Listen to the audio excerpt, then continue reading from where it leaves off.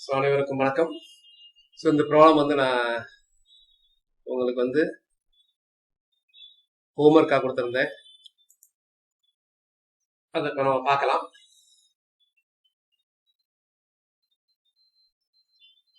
So 11th problem. One of the diagonals of a rhombus is thrice as the other. If the sum of the lengths of the diagonal is 24, then find the area of the rhombus. So இது எப்படி ஃபாஸ்ட்டாக கண்டுபிடிக்கிறது அப்படின்னா, இங்கே பாருங்க, ரொம்ப ஃபாஸ்ட்டாக பேனாவே எடுக்காம கண்டுபிடிக்க சொல்றது நான் சொல்லித்தரேன். எப்பவுமே இந்த மேத்தமேட்டிக்கல் ஆப்டிடியூடு கொஞ்சம் வச்சுக்கோங்க, சரிங்களா? ஏற்கனவே சொல்லியிருக்கேன், மேத்தமேட்டிக்கல் இது இருந்ததுன்னா போதும். டீட்டெயில்டாகவும் நான் எழுதி தரேன் உங்களுக்கு, சரிங்களா? இப்போ ஒரு டயகோனல், ஒரு மூளை விட்டம் வந்து இன்னொரு மூளை விட்டத்தை விட 3 மடங்கு, அது சிறிய மூளை விட்ட அளவை போல 3 மடங்கு எனில் அதன் பரப்பளவை காண்க. ஒரு சதுரத்தின் மூளை விட்ட அளவுகளின் கூடுதல், ஆனா ரெண்டையும் கூட்டினீங்கன்னா 24. பெரிய மூளை விட்டத்தின் அளவு சிறிய மூளை விட்டத்தின் அளவை போல 3 மடங்கு எனில் அதன் பரப்பளவை காண்க, சரிங்களா? அது இங்க டிரான்ஸ்லேஷன். இங்க பாத்தீங்கன்னா one of the diagonals of a rhombus is thrice the other. அது ஆட்டோமேட்டிக்கா தேவையில்லை, பெருசுங்கிறது பெருசுதான், அதை விட 3 மடங்கு இருக்க போகுது, சரிங்களா? சோ ஒரு மூளை விட்டத்தின் அளவு மற்றொரு மூளை விட்டத்தின் அளவை போல 3 மடங்கு அப்படின்னா என்ன? 3 மடங்குனா இது 3 மடங்கா, அது 1 மடங்கு, 4 மடங்கு. அப்ப 4ஆல அது வகுத்தீங்க அப்படின்னா 6. அப்ப பார்த்தவொடனே கண்டுபிடிச்சிடலாம், ஒரு டயகோனல் 6, இன்னொன்னு வந்து 18, சரிங்களா? சோ அப்போ ஒன்னு 6, இன்னொன்னு 18. What is the area of the rhombus? ஒரு சாய் சதுரத்தின் பரப்பு என்ன? சோ இந்த சாய் சதுரத்தின் பரப்பு அப்படிங்கிறது வந்து, சாய் சதுரம்னா ராம்பஸ், பரப்பு அப்படிங்கிறது என்னதுன்னா 18 into 6/2. ஆன்சர் என்ன வரும் அப்படின்னா 50. ஆன்சர் வந்திருக்கா? 54 வந்திருக்கா ஆன்சர். இப்ப நான் அதை டீட்டெயில்டா பார்ப்பேன், சரிங்களா? இது எப்படி ஷார்ட்டா வேணாவே எடுக்காமே போடலாம். ஏரியா என்னது? Product of the diagonals divided by 2. 2 மூளை விட்டங்களை வந்து பெருக்கிட்டு அதை 2ஆல வகுக்கணும். 54 வந்திருக்கா உங்களுக்கு? எஸ். சாருமதி, பிரதீப், பாலகிருத்திகா, மகாலட்சுமி, அபிராமி வந்திருக்கு. சூப்பர்.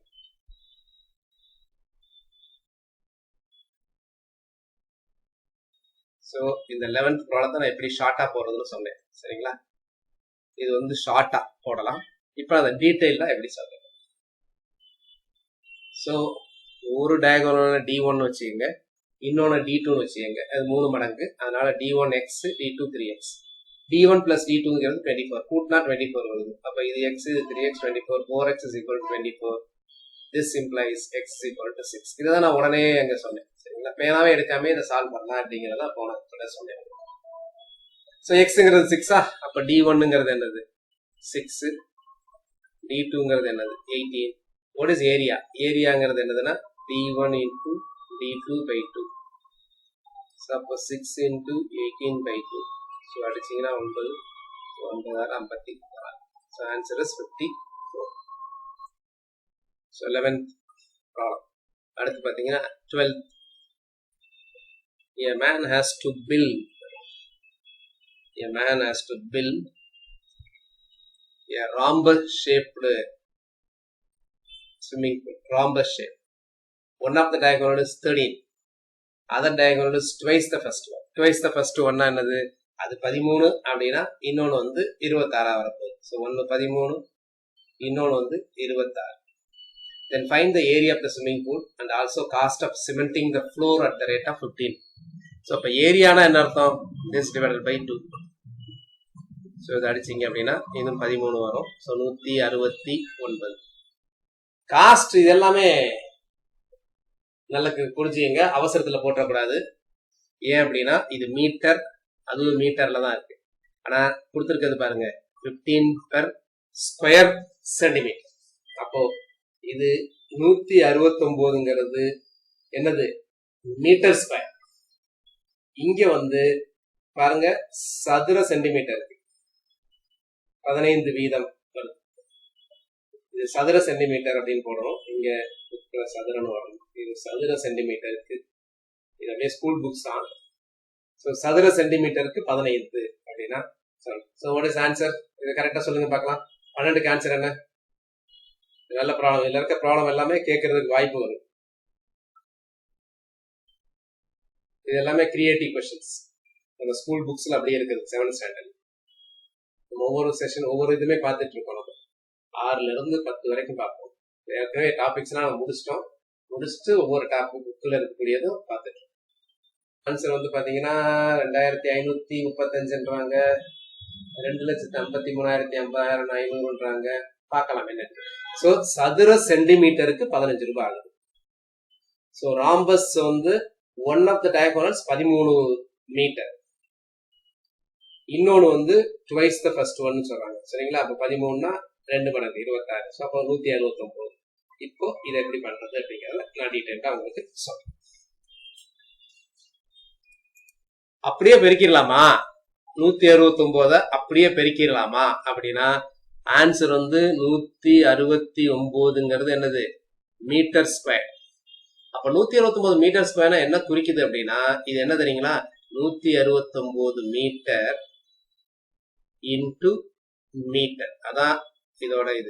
எதனால ஏன் மீட்டர் ஸ்கொயர்னு சொல்றோம் அப்படின்னா இது வந்து பாத்தீங்கன்னா 13 metre into 26 metre divided by 2. அதனால அடிக்கும் போது 169 வருது. இங்க எம்ங்கிறது மீட்டர் ஸ்கொயர் ஆயிடும். சரியா? ரைட். அப்போ எம்ங்கிறது இப்ப பாருங்க, திஸ் இஸ் ஈக்குவல் டு 169. இதை சென்டிமீட்டர் ஸ்கொயர்டா மாத்துறேன். ஒரு மீட்டருங்கிறது எத்தனை சென்டிமீட்டர்? ஒரு மீட்டர் அப்படிங்கிறது 100 சென்டிமீட்டர். அப்போ இங்க ஒரு 100 சென்டிமீட்டர். அப்போ இது ஒரு 100 சென்டிமீட்டரா, இது ஒரு 100 சென்டிமீட்டரா. அப்போ திஸ் பிகம்ஸ் 169. அதுக்கப்புறம் 4 0. இதுதான் சென்டிமீட்டர் ஸ்கொயர். ஸோ இந்த கன்வர்ஷன் அப்படிங்கிறது ரொம்ப ரொம்ப முக்கியம்.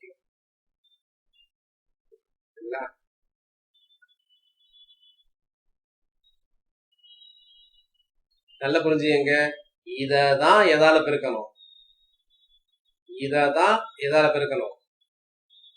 அவங்க சொல்லி இருக்கிற மாதிரி பாத்தீங்கன்னா அவன் என்ன சொல்லியிருக்கான் அப்படின்னா ஒரு சதுர சென்டிமீட்டர் இதான் சைஸ். இங்க பாருங்க, இதான் ஒரு சதுர சென்டிமீட்டர். இப்படி இருக்கும்.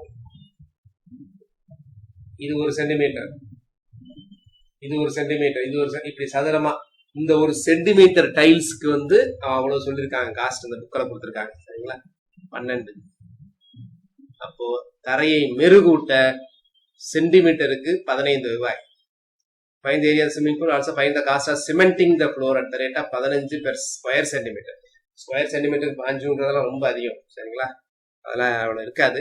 பட் இந்த ப்ராப்ளத்துல அப்படி கொடுத்துட்டாங்க. சரிங்களா? ஸோ அப்போ அதுக்கு தான் ஆன்சர் பண்ணணும். ஸோ அப்போ இதுக்கு ஆன்சர் என்ன அப்படின்னா திஸ் இன்டு என்னது 15.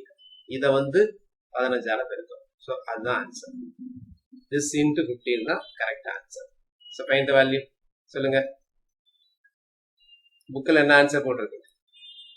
புக்கு ஆன்சர் வந்து 2535ன்னு போட்டிருக்கு. அது சரியா தவறா?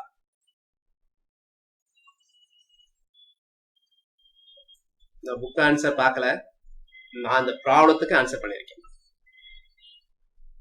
ஸோ 13 மீட்டர் 26 மீட்டர் அது ஒரு ராம்பஸ். அப்ப ஏரியா கண்டுபிடிச்சா 169. Find the cost of cementing the floor at the rate of 15 per square centimetre. அது ரூபான்னு போட்டிருக்காங்க. சரிங்களா? ஸோ ரூபான்னு போட்டிருக்காங்க. மேபி ஸ்கொயர் மீட்டரா இருந்தா ரைட்டு. இது ஸ்கொயர் மீட்டரா இருந்தா ஆன்சர் 169 எதால பெருக்க போறோம்? நம்ம 15ஆல பெருக்க போறோம்.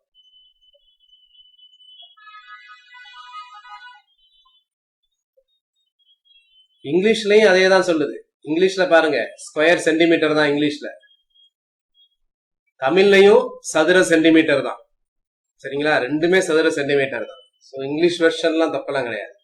ஸோ இந்த இதுல இருக்கிறதுக்கு ஆன்சர் வந்து நான் கொடுத்ததுதான். அவங்க புக் ஆன்சர் தப்பு. புக்ல வந்து ஆன்சர் தப்பு. புக் ஆன்சர் கரெக்டா இருக்கணும் அப்படின்னா இது மீட்டரா இருக்கணும். புரிஞ்சுக்கங்க. சரிங்களா? மீட்டரா இருக்கணும். இல்ல ஒருவேளை 15 பைசாவான்னு கொடுக்கறதுக்கு இருந்தாங்களான்னு தெரியல. 15 பைசாவா இருந்ததுன்னா அப்போ கூட அது வராது. சரிங்களா? ஓகே, ஸோ நான் இங்க புக்கு இந்த கொஸ்டினுக்கு ஆன்சர் இதாங்க. ஸோ இந்த கொஸ்டினுக்கு ஆன்சர் என்ன அப்படின்னா இத 15ஆல பெருக்கணும். அடுத்து 13வது question. Find the height of the parallelogram whose base is 4 times the height and whose area is 576. Tamil translation ஒழுங்காவே பண்றதே கிடையாது. அதாவது தமிழ் டிரான்ஸ்லேஷன் எப்படி பண்ணிருக்காங்கன்னா நிறைய வந்து அப்படியே கூகுள்ல போட்டு பண்ணிருக்கிறாங்க, புரிஞ்சுட்டு பண்ணல. So find the height of the parallelogram whose base is 4 times the height and whose area is 576 square centimeter. பாருங்க, ஒரு ஒரு ஒரு சென்டென்ஸே ஒரு இது இல்லாம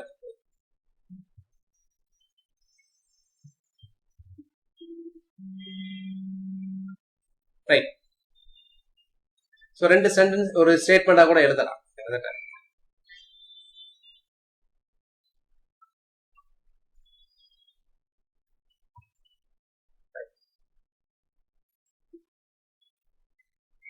பரப்பளவு 576 சதுர சென்டிமீட்டர்.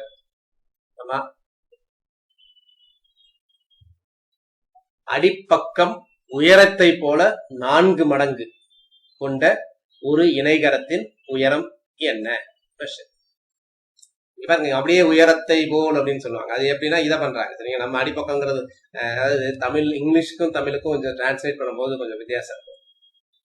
இதை எப்படி கரெக்டா பண்ணணும் அப்படின்னா கொஸ்டினா இருக்கணும், ஃப்ரேம் பண்ணணும் அப்படின்னா பரப்பளவு 576 சதுர சென்டிமீட்டர் மற்றும் அல்லது கமா கூட போட்டா போதும், மற்றும்ங்கிற வார்த்தை தேவையில்லை.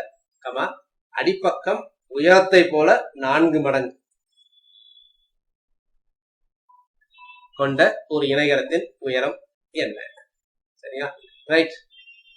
So the base is 4 times the height. Base வந்து ஹைட்டை விட 4 டைம்ஸ் அப்படின்னு சொல்றாங்க.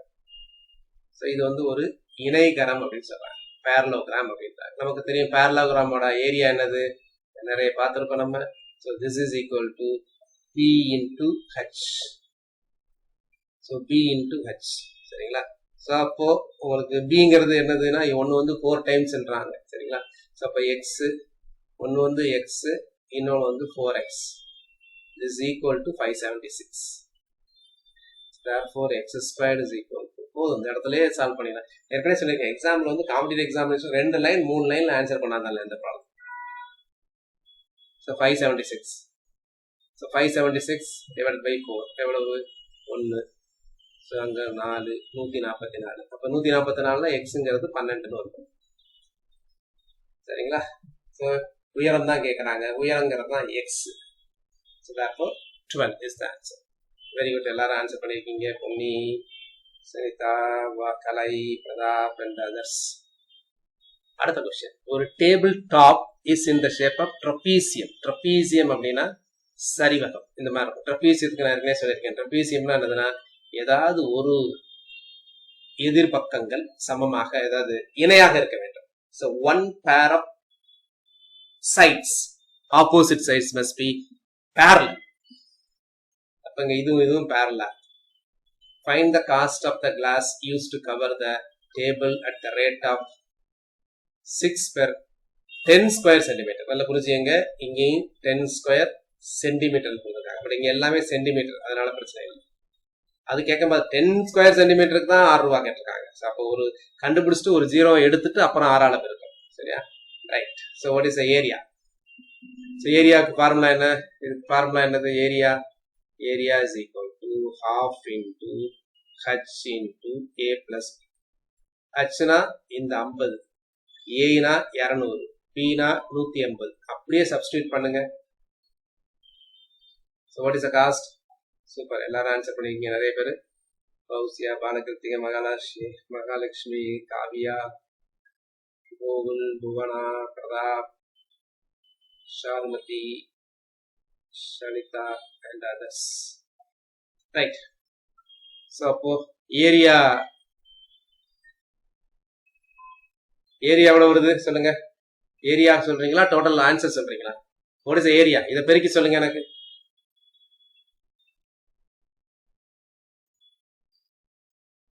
Area 8750 centimetre square. அப்போ எனக்கு 10 ஸ்கொயர் சென்டிமீட்டர் இருக்கு. 10னா அப்போ ஒரு 0 எடுத்துருங்க. அப்ப 875 6ஆல பெருக்குங்க. ஸோ ஆன்சர் தான். ஸோ 875 into 6 என்னவோ அது ஆன்சர். So 875 into 6. ஸோ 5250.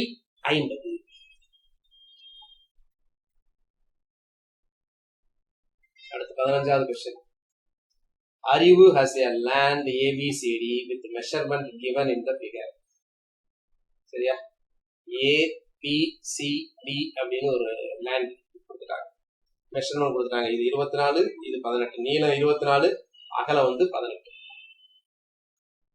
சரிங்களா? So if a portion ABED is used for cultivation, இந்த ABED மட்டும்தான் கல்டிவேஷனுக்கு யூஸ் பண்றோம். இது மட்டும்தான் பசுமையா தெரியுது பாத்தீங்களா? இதுதான் கல்டிவேஷன். இதுதான் பயிர் இருக்கு. வேர் A is the mid point of BC. இது ரெண்டு mid point என்றோம். So 12 find the cultivated area. So அறிவு என்பதற்கு சொந்தமாக ABCD என்ற நிலம் படத்தில் கொடுக்கப்பட்டுள்ள அளவுகள் கொண்டது.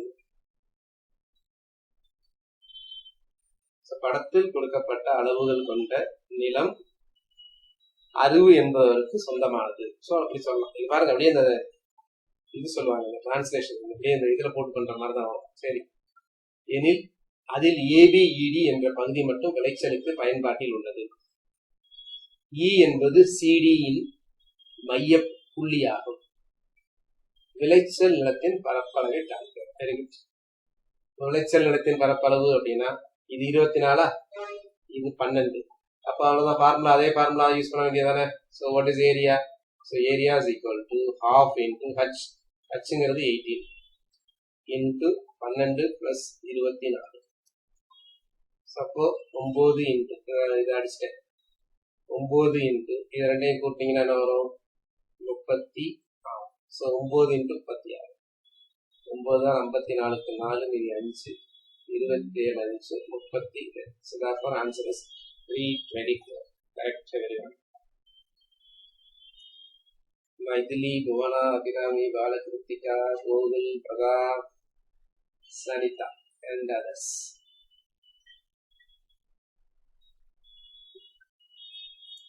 Right. ஸோ நம்ம 7th ஸ்டாண்டர்ட் போன வகுப்புலையும் இந்த இதுதான் பார்த்துட்டு இருந்தோம். 7th ஸ்டாண்டர்ட் மேத்ஸ்ல இருந்து ஃபர்ஸ்ட் இதை பார்த்தோம். என்னது? டேர்ம் 1 மேத்ஸ்க்கே 7th ஸ்டாண்டர்ட்லேயே 3 புத்தகம்.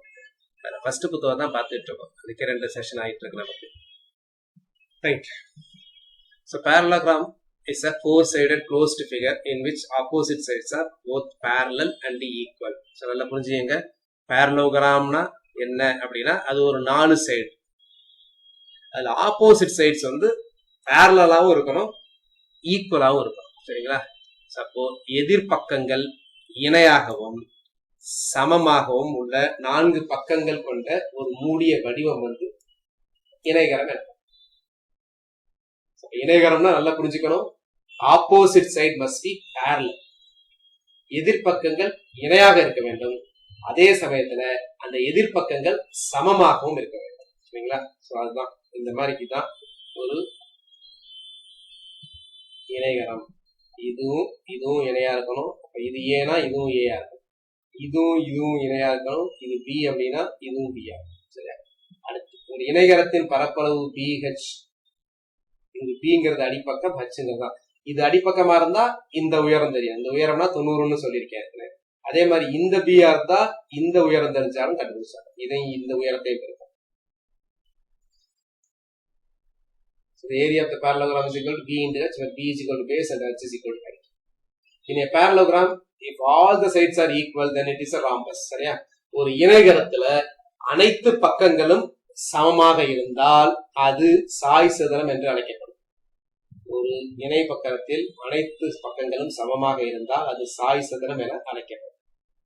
சாய் சதுரத்தின் பரப்பு, ராம்பஸோட பரப்புங்கிறது என்னதுன்னா product of the two diagonals divided by 2. ராம்பஸை பொறுத்த வரைக்கும் டயகோனல்ஸ் எப்படி இருக்கும் அப்படின்னா வித்தியாசமாகத்தான் இருக்கும். ஸோ அந்த 2 டயகோனலையும் பெருக்கி அதை 2ஆல வகுத்தீங்கன்னா கிடைக்கிறதா என்னது அப்படின்னா உங்களுக்கு ஏரியா.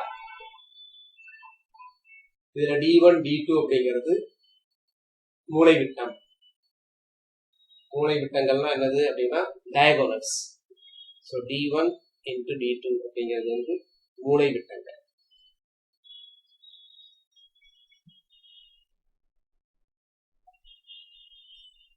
அடுத்து a parallelogram with one pair of non-parallel sides is trapezium.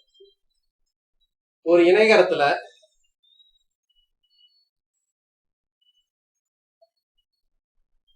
in a parallelogram with one pair of non-parallel sides, ஒரு இணைகரத்துல 2 ஜோடியுமே பேரலா இருக்கும். ஒரு ஜோடி பேரலா இல்லாம இருந்தாலே அதுக்கு பேர் என்ன? ட்ரபீசியம். அப்ப ட்ரபீசியத்தை எப்படி சொல்லலாம்? இந்த டெஃபினிஷனோட சரியில்லை. ஒரு trapezium is a four-sided figure, closed figure in which one pair of opposite sides parallel. அவ்வளவுதான். ஒரு சைடு கண்டிப்பா பேரலா இருக்கணும், இன்னொன்னு இருந்தாலும் இல்லைனாலும் பிரச்சனை இல்லை. சரியா? இதுதான் ட்ரபீசியம். ஏன் இப்படி போட்டிருக்கேன்னா இதுவும் எப்படி வேணாலும் இருக்கும். இது ஏயா இருக்கலாம், இது பியா இருக்கலாம். சரியா? இது ரெண்டும் பேரலா இருக்கும், இணையாக இருக்கும். அப்ப இது சீன் வச்சுங்க, இது டீன் வச்சுங்க. அப்பதான் ஏரியாங்க. இது அப்ப இணையா இருந்ததுன்னா உடனே ஹைட் ஒன்று கண்டுபிடிச்சிடலாம். therefore ஏரியாங்கிறது என்னதுன்னா half into h into c plus d. இந்த இணையான பக்கங்களை கூடுதல் into h. ஸோ அதான் அந்த ஏரியா ஆஃப் தி ட்ரபீசியம்.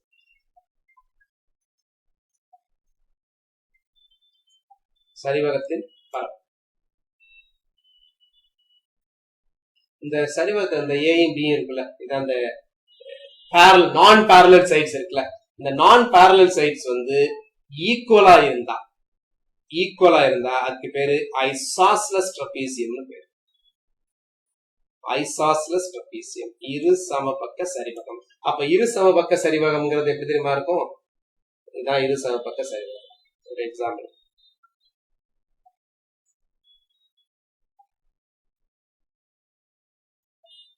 இது ஒரு 10, இது வந்து ஒரு 18, இது வந்து ஒரு 12, இது 12. இது பாருங்க, ஒரு ஜோடி ஆப்போசிட் சைட்ஸ் வந்து பேரலா இணையாக இருக்கிறது. இதுவும் 12, இதுவும் 12. இப்படி இருந்துச்சுன்னா இரு சமபக்க சரிவகம் என்று அழைக்கப்படும். ஓகே. சோ மனோன்மணி என்ன கேக்குறீங்க? ஒன்ஸ் அகைன் டெஃபினேஷன் சொல்லுங்க. டெஃபினேஷன்னா எனக்கு தெரிஞ்சு நீங்க சரிவகத்தோட டெஃபினேஷன் கேக்குறீங்க. சரிங்களா? இங்கிலீஷ்ல வேணுமா தமிழ்ல வேணுமா? சோ எழுதிக்கங்க. சரிவகம் தமிழ்ல சொல்றேன், அப்புறம் இங்கிலீஷ்ல சொல்றேன். சரிவகம்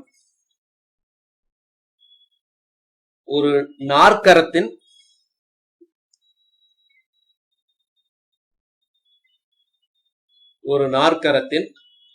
ஒரு ஜோடி பக்கங்கள் இணையாக இருந்தால் அது சரிவகம் என்று அழைக்கப்படும். நாற்கரம்னா நமக்கு தெரியும், 4 பக்கங்கள் கொண்டது நாற்கரம்.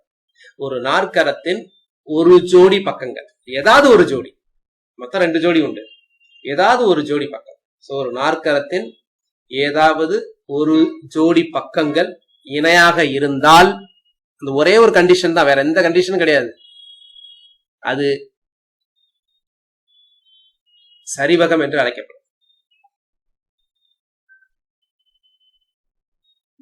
One pair of opposite sides of a quadrilateral. One pair of opposite sides of a quadrilateral. Quadrilateral na நாற்கரம். குவாடுனா என்னது? 4 பக்கங்களை கொண்டது. Quadrilateral. So quadrilateral. So one pair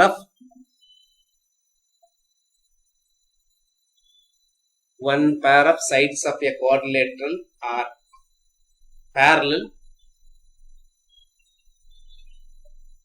then the quadrilateral becomes trapezium. சரிவகம். ரைட். அடுத்த சாப்டர் அல்ஜீப்ராவே எல்லாம் மொத்தமே 7வதுலே 3 இடத்துல வரும். Term 1, term 2, term 3. இப்போ நம்ம பார்க்க போறது டேர்ம் 1 பார்க்கலாம். அல்ஜீப்ரா, இயற்கணிதம். ஏதாவது ஃபார்முலால ஒரு a plus b whole square அந்த ஃபார்முலா எல்லா ஃபார்முலா. ஸோ இதில் ஒவ்வொன்றுமே நம்ம பார்ப்போம்.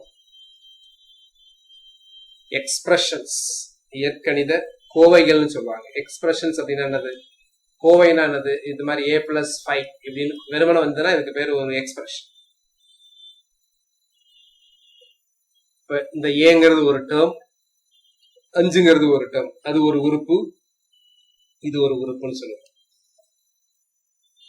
டேர்ம்ஸ் சொல்லுவாங்க. டேர்ம்ஸ்னா என்னது, உறுப்புகள் கிடைக்கும். இதுல எக்ஸ்ங்கிறது என்னது அப்படின்னா வேரியபிள். வேரியபிள்னா என்னது, தமிழ்ல மாறி என்று அழைக்கப்படும். மாறி. நம்பரா இருந்தா மாறிலி. சரிங்களா?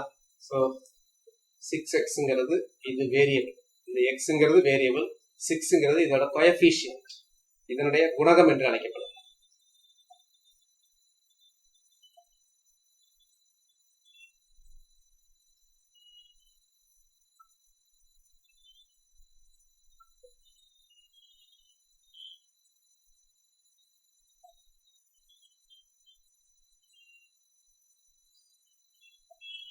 Say 6 and x are factors of 6. 6x க்கு factors.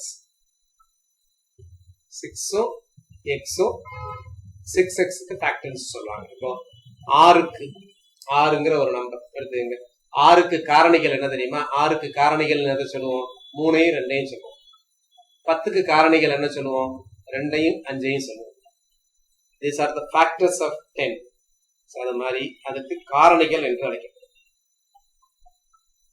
5c அப்படிங்கிற உறுப்பின் காரணிகள் என்னதுன்னா 5 மற்றும் c ஆகும். சரிங்களா? சோ இதெல்லாம் பேசிக். சோ ஒரு algebraic expression can have one term. ஒரு எக்ஸ்பிரஷன்ல ஒரே ஒரு டேர்ம் இருக்கும், வெறுமனை x இருக்கும், இல்லைன்னா வெறுமனை நம்பர் 6 இருக்கும். 2 டேர்ம்ஸ் இருக்கும், மோர் தென் 2 டேர்ம்ஸ் இருக்கும். ஒரே ஒரு டேர்ம் இருந்ததுன்னா, ஒரே ஒரு உறுப்பு இருந்ததுன்னா அதுக்கு பேரு ஓர் உறுப்பு கோவை. 2 உறுப்புகள் இருந்தா ஈருறுப்பு கோவை, மோனோமியல், பைனாமியல். 3 இருந்தா trinomial. Expression with more than one terms polynomial, பல்லுறுப்பு கோவை என்று அழைக்கப்படும். 3க்கு மேல இருந்ததுன்னா 2x அப்படின்னு ஒன்னே ஒண்ணு இருக்கு பாருங்க, இருந்தா ஓர் உறுப்பு கோவை. ஈருறுப்பு கோவை, இது ஈருறுப்பு கோவை, இது 3 உறுப்பு கோவை. 3 உறுப்பு கோவை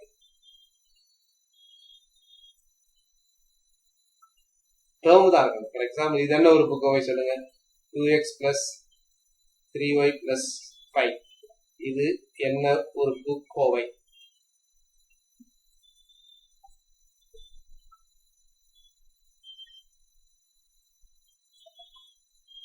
நிறைய பேர் பைனாமியல் சொல்றீங்களே, இது எத்தனை உறுப்புங்க இருக்கு? இங்க பாருங்க, 2xங்கிறது ஒரு உறுப்பு, 3yங்கிறது ஒரு உறுப்பு, 5ங்கிறது ஒரு உறுப்பு. அப்போ மொத்தம் 3 உறுப்பு இருக்கு. அதனால இதுக்கு என்ன பேரு? மூவுறுப்பு கோவைன்னு பேரு. It is trinomial. உறுப்புங்கிறது ஒவ்வொன்றும் உறுப்பு, ஒரு கான்ஸ்டன்டே உறுப்பு தான். இங்கதான் இப்பதானே பார்த்துட்டு வந்தோம் நம்ம. இங்க பாருங்க, 6 plus 1 என்னது?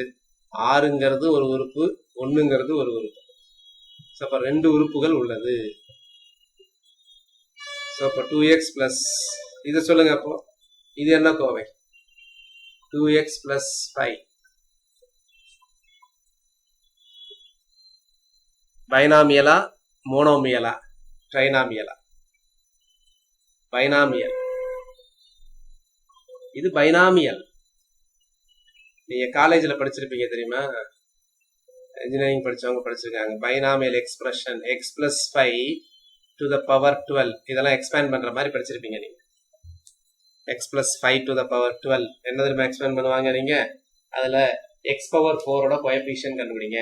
இது இங்கே கூட கேட்கலாம் உங்களுக்கு. find the coefficient of x power 4. இது எல்லாமே நம்ம பின்னாடி பார்க்கலாம்.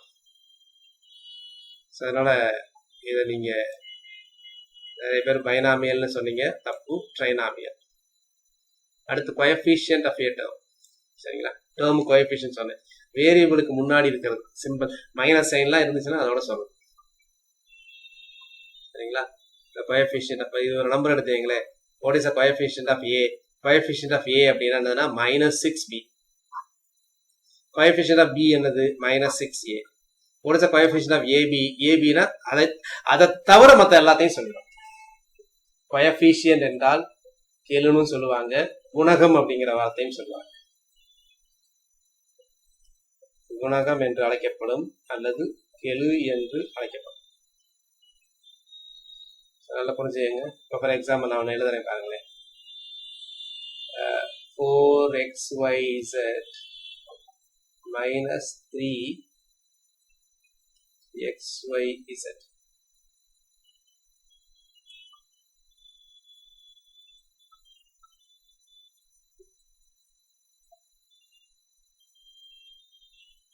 What is the coefficient of t? t ஓட coefficient என்ன? t இன் கெழு என்ன அல்லது t இன் குணகம் என்ன அப்படின்னா t ஓட குணகம்ங்கிறது என்னதுன்னா -3xyz.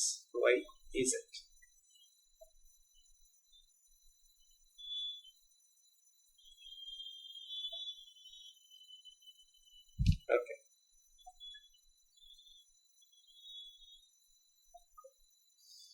அடுத்து 7x 5x லைட் டேர்ம்ஸ் எல்லாம் ஆட் பண்ணுவாங்க. எப்பவுமே ஆட் பண்றது வந்து இதுவும் x இதுவும் x இது x, இதுக்கெல்லாம் என்ன பேருனா லைட் டேர்ம்ஸ்னு பேரு. ஸோ லைட் டேர்ம்ஸ் என்னதுன்னா ஒத்த உறுப்புகள்னு பேரு. ஒத்த உறுப்புகளை நம்ம கூட்டிக்கலாம். 7x-ஐயும் 5x² கூட்ட முடியாது, 2x-ங்கிறதுனால கூட்டிக்கலாம். ஸோ இது எல்லாத்தையுமே 3ஐயும் கூட்டிக்கலாம். 16ஓட கூட்ட முடியாது, இது வேற உறுப்பு. சரிங்களா, மாறுபட்ட உறுப்பு. இது அன்லைக் டேர்ம். x² இருக்கு, -5x² இருக்கு, பிளஸ் எக்ஸ் இருக்கு அப்படின்னா இது ரெண்டும் ஒத்த உறுப்பு, இது மாறுபட்ட உறுப்பு. ஒத்த உறுப்பை எப்பவுமே கூட்டிக்கலாம். Like terms, unlike terms.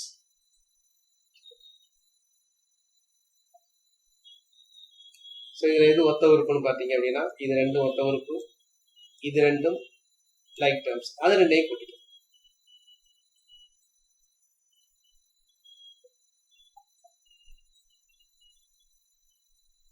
இது நம்ம ஏற்கனவே பார்த்திருக்கோம். பரிமாற்று பண்பு, காமுடேட்டிவ் ப்ராப்பர்ட்டி டீடைலா பார்த்திருக்கோம்.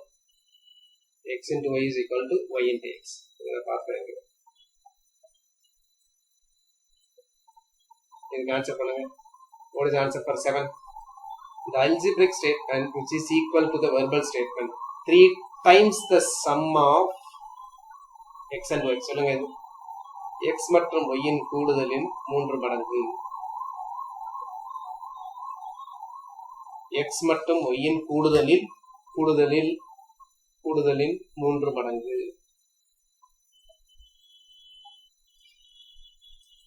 அப்படின்னா எதுக்கு ஆன்சர் அப்படின்னா அப்ப எக்ஸையும் ஒய்யையும் கூட்டி அதெல்லாம் 3 மடங்குன்னு சொல்லலாம்.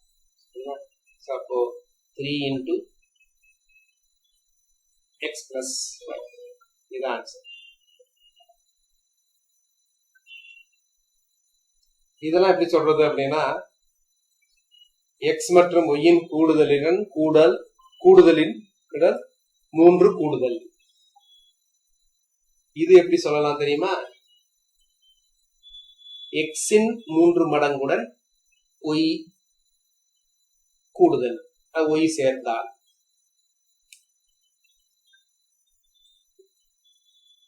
அடுத்து find the numerical coefficient of -7mm. numerical coefficient எண் கெழு, நம்பர் அப்படின்னு சொல்றோம். ஸோ நம்பர் அப்படிங்கும் போது மைனஸோட சேர்த்து மைனஸ். 9க்கு ஆன்சர் பண்ணுங்க. Choose the pair of like terms. சில பேருக்கு ரொம்ப பேசிக்கா இருக்கும், தெரியாதவங்க கத்துக்கணும், அவ்வளவுதான். தெரிஞ்சவங்க இதா வச்சுங்க. Like terms. So like terms எது அப்படின்னா 4th one. இதெல்லாம் 6 வருது, இங்க x இருக்குங்க, p இருக்கு, x இருக்கு, இது ரெண்டு like terms. a equal to 3, b equal to 2. அப்போ 7a minus 4b. a substitute பண்ணுங்க, b க்கு 2 சப்ஸ்டிட்யூட் பண்ணுங்க. இந்த மாதிரி கூட கேட்பாங்க, டிஎன்பிஎஸ்சில கேட்டிருக்காங்க. சப்ஸ்டிட்யூட் பண்ணீங்கன்னா 21, 21ல 8 போச்சுன்னா 13. Answer is 13.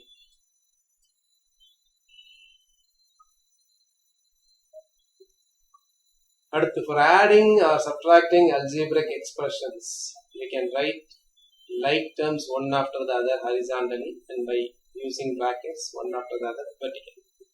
இயற்கணித கோவையிலை கூட்டவும் கழிக்கவும் அதில் ஒத்த உறுப்புகளை அடப்பு குறியை பயன்படுத்தி அடுத்தடுத்து கிடைவரிசையாக எழுதலாம் அல்லது ஒன்றின் ஒன்று செங்குத்தாக.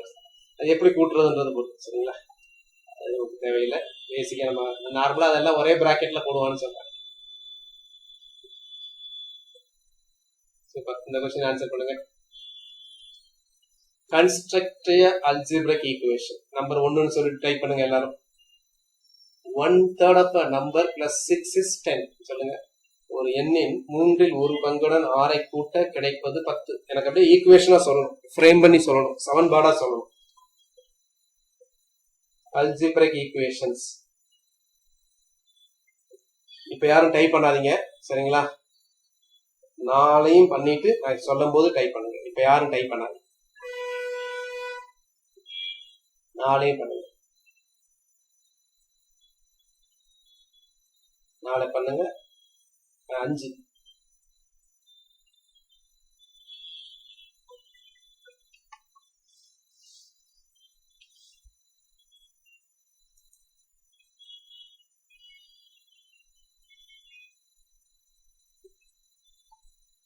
டைப் பண்ண வேணாம், எல்லாம் எழுதி வச்சுக்கோங்க. நான் அதுக்கப்புறம் ஏன்னா நீங்க டைப் பண்ணீங்க அப்படின்னா அது மற்றவங்க பார்ப்பாங்க, அவங்களோட ஆன்சரை இன்ஃப்ளூயன்ஸ் ஆகும். அதனாலதான் நான் சொல்லும் போது எப்ப சொல்லணும் அப்ப டைப் பண்ணா போதும். இப்ப நீங்க உங்க நோட்டை மட்டும் எழுதி வச்சுக்கோங்க. நான் இப்ப கேட்க ஆன்சர் பண்ணுங்க, அல்லது நான் சொல்றத நீங்க கரெக்டா இருக்கான்னு செக் பண்ணிக்க.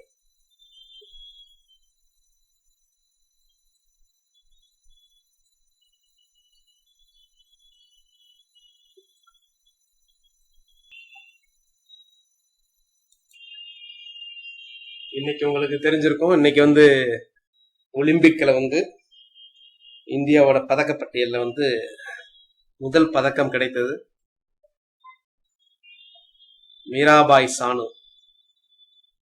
49 கிலோ எடைப்பிரிவில் பளு தூக்குதல்ல வந்து வெள்ளி பதக்கம் வென்றிருக்கிறாங்க. டோக்கியோல 2020 நடக்க வேண்டிய ஒலிம்பிக்ஸ் போன வருஷம் நடந்தது வந்து கொரோனாவால இப்ப நடக்குது. வெள்ளி பதக்கம், சில்வர். நீங்க இந்த ஒலிம்பிக்ஸ்ல இந்தியாவுக்கு எத்தனை மெடல் கிடைக்கும்னு நினைக்கிறீங்க? டைப் பண்ணுங்க பார்க்கலாம். டோட்டல் எத்தனை மெடல் கிடைக்கலாம் அப்படின்னு எதிர்பார்க்கறீங்க? மொத்தத்துல சில்வர்னாலும் ஒரு மெடல் தான், கோல்டுனாலும் மெடல் தான். இது வரைக்கும் கோல்டு வந்து காக்கியை தவிர இண்டிவிஜுவல் கோல்டு வந்து யாரு வாங்கியிருக்கானா ஒருத்தர் தான் வாங்கியிருக்காரு. ஹாக்கியில கோல்டு வாங்கியிருக்கிறோம், 1980 தான் லாஸ்டா அதுவும் வாங்கணும். இண்டிவிஜுவல் கோல்டு மெடல் வந்து அபினவ் பிந்த்ரா. அபினவ் பிந்த்ரா தான் இண்டிவிஜுவல் கோல்டு மெடல் வாங்கினவர்.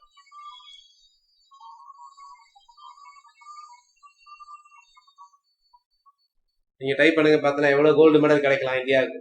ஒரு அப்ராக்சிமேட்டா ஒரு டெஸ்ட் தானே, நீங்க உங்களுக்கு கிடைக்கலாம் இந்த தடவை.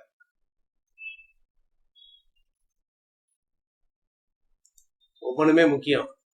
கேட்பாங்க திடீர்னு கொஸ்டின் உங்களுக்கு எப்படி கேட்கலாம்னா, தமிழ்நாட்டுல இருந்து எத்தனை பேர் வந்து இந்த தடவை ஒலிம்பிக் போனாங்கன்னு கேட்பாங்க. தமிழ்நாட்டுல இருந்து எத்தனை பேர் ஒலிம்பிக் போயிருக்கிறாங்க?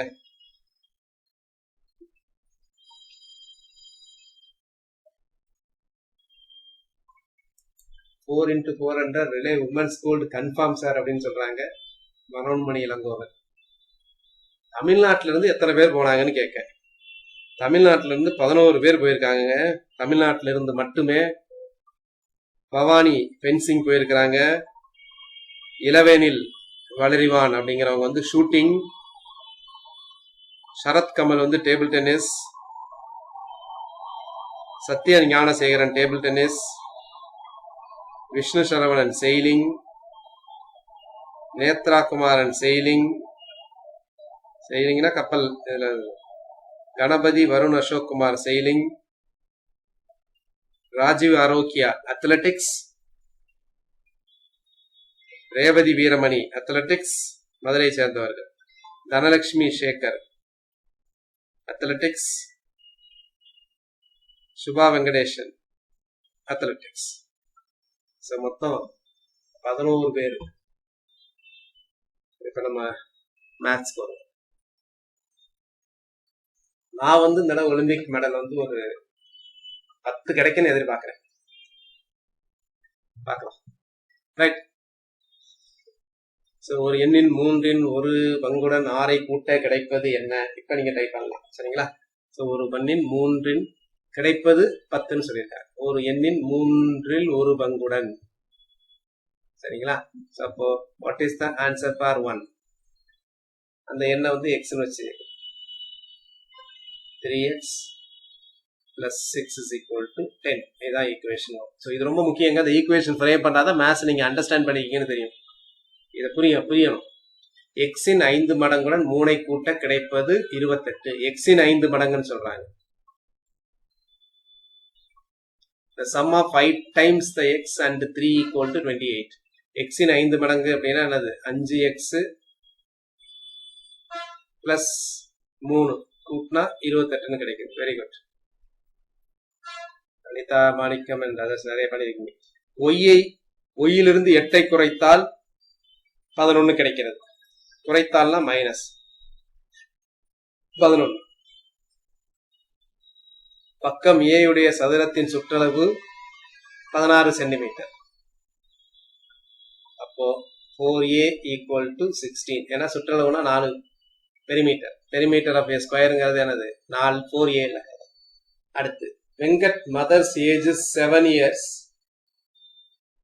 more than 3 times Venkat age. His mother's age is 43 years. Venkat's mother's age is 7 years more than 3 times the Venkat age. வெங்கடோட ஏஜ் வந்து வீணு வச்சுக்கிட்டீங்க அப்படின்னா அவங்க அம்மாவோட ஏஜ் வந்து 43. அப்போ 3v plus 7 is equal to 43. Very good. சரிங்களா? சோ இது ஆன்சர்.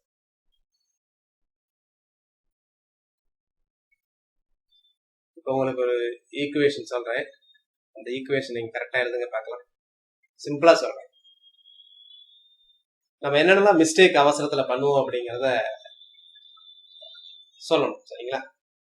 ஒரு சின்ன கணக்கு. Option A, option B, option C, option D.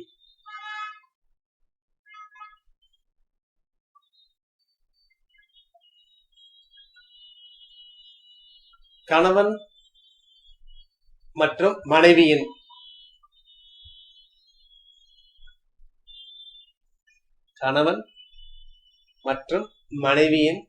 வயதின் கூடுதல்.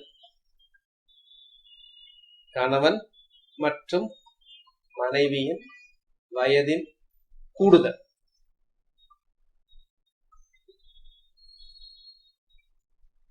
58.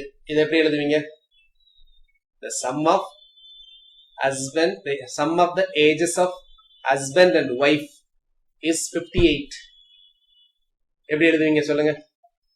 Right down. ஏதோ சொல்றேன்னு உங்களுக்கு புரியும். The sum of the age of husband and wife is 58. ஒரு கணவன் மற்றும் மனைவி இவர்களின் வயதுகளின் கூடுதல் 58. Very good, super. அது x plus y is equal to 58 சொல்லுவீங்களான்னு நினைச்சேன். அது பாருங்க சொல்லிட்டாங்க. பண்ணாதீங்க, தப்பு கிடையாது. Not an efficient. எஃபிஷியன்சி வேற, தப்புங்கிறது வேற. நிறைய பேர் x plus y is equal to 58 சொல்லுவீங்க. Don't do. இது நம்ம ஸ்கூல்லேயே சொல்லி கொடுத்துருப்பான். ஏதாவது ஒன்று தெரியலையா x எடுத்துக்கோ, இன்னொன்னு தெரியலையா y எடுத்துக்கோ. இது ரொம்ப ஹம்பக், தப்பு. அது மாதிரி பண்ணக்கூடாது. ஒரு மேத்ஸ் படிக்கிறவங்க ஆல்வேஸ் யூஸ் நிமோனிக் வேரியபிள். நிமோனிக்னா என்னதுன்னா அந்த பேருடன் சேர்ந்த. மேங்கோனா எம் எடுத்துங்க, ஆப்பிள்னா ஏ எடுத்துங்க, எதுக்கு எடுத்தாலும் எக்ஸ் எடுக்காதீங்க. அப்போ இது வந்து தப்பு கிடையாது, நாட் அன் எஃபிஷியன்ட். ஏன்னா லேட்டர் என்ன பண்ணணும் நீங்க, அப்ப பின்னாடி நீங்க அதை சால்வ் பண்ணீங்கன்னு வச்சுக்கீங்களேன், எக்ஸ் ஹஸ்பண்டா ஒய் ஹஸ்பண்டானு உங்களுக்கு தெரியாது. அதுக்காக தான் ஆல்வேஸ் என்னது h பிளஸ் ஸ்மால் லெட்டர் எடுக்கலாம், கேபிட்டல் லெட்டர் எடுக்கலாம். h plus w is equal to என்னது 58.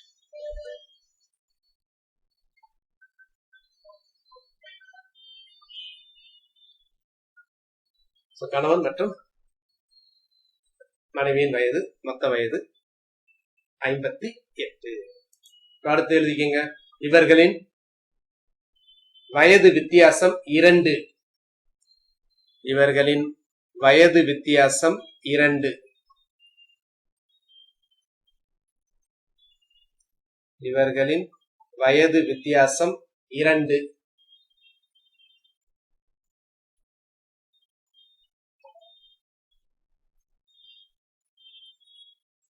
எனில் கணவனின் வயது என்ன?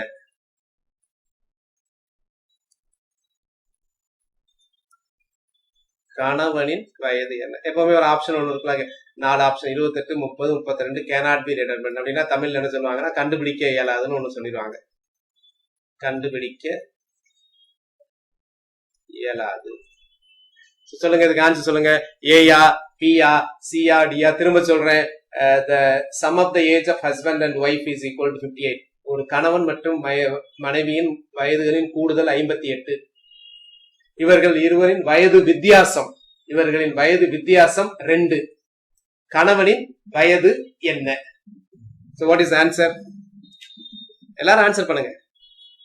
சிம்பிளான क्वेश्चन தானே?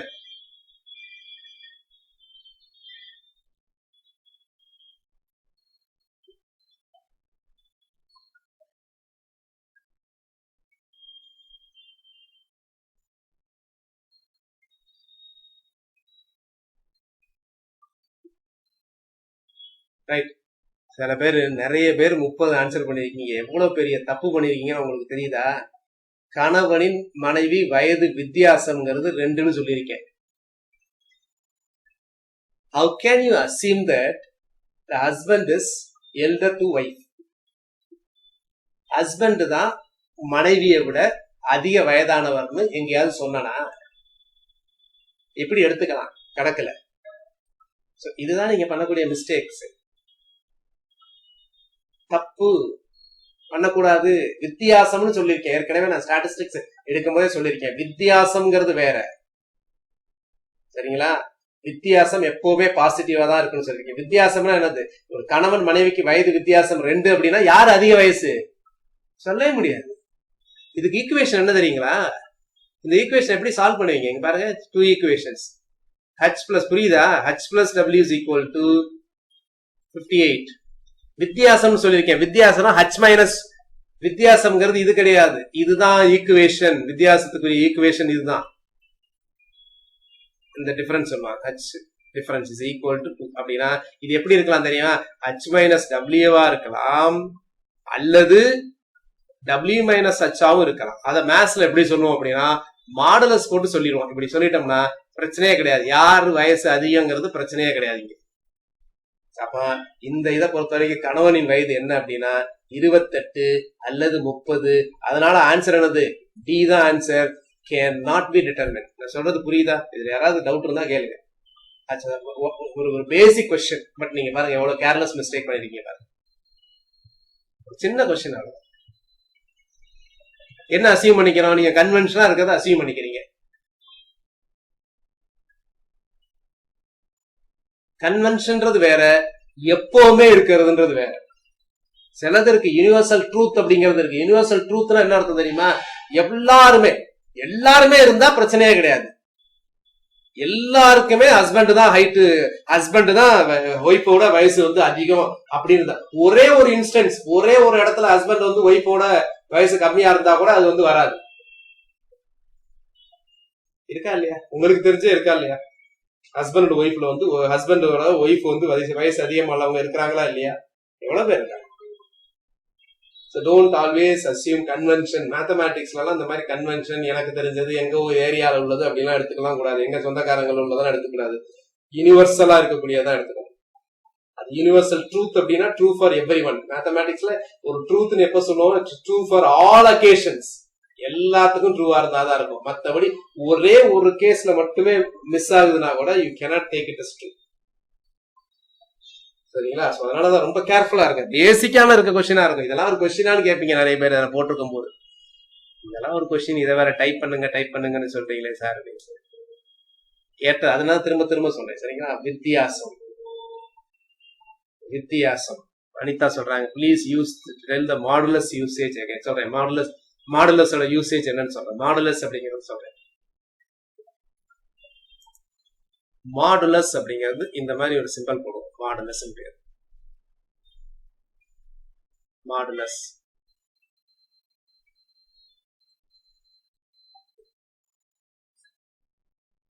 Modulus. So modulus அப்படிங்கிறது for example இதோட மீனிங் என்ன அப்படின்னா modulus x is equal to modulus x is equal to 5 அப்படின்னா x என்னவா இருக்கலாம் சொல்லுங்க. x வந்து plus 5 இருக்கலாம் அல்லது minus 5 இருக்கலாம். சரிங்களா? plus 5 or minus 5. அதாவது இப்படி சொல்றாங்க பாருங்க. modulus of minus 5 is equal to plus 5. modulus வந்து எல்லாத்தையும் பாசிட்டிவ் ஆக்கும். So what is modulus of 0.1? This is equal to 0.1.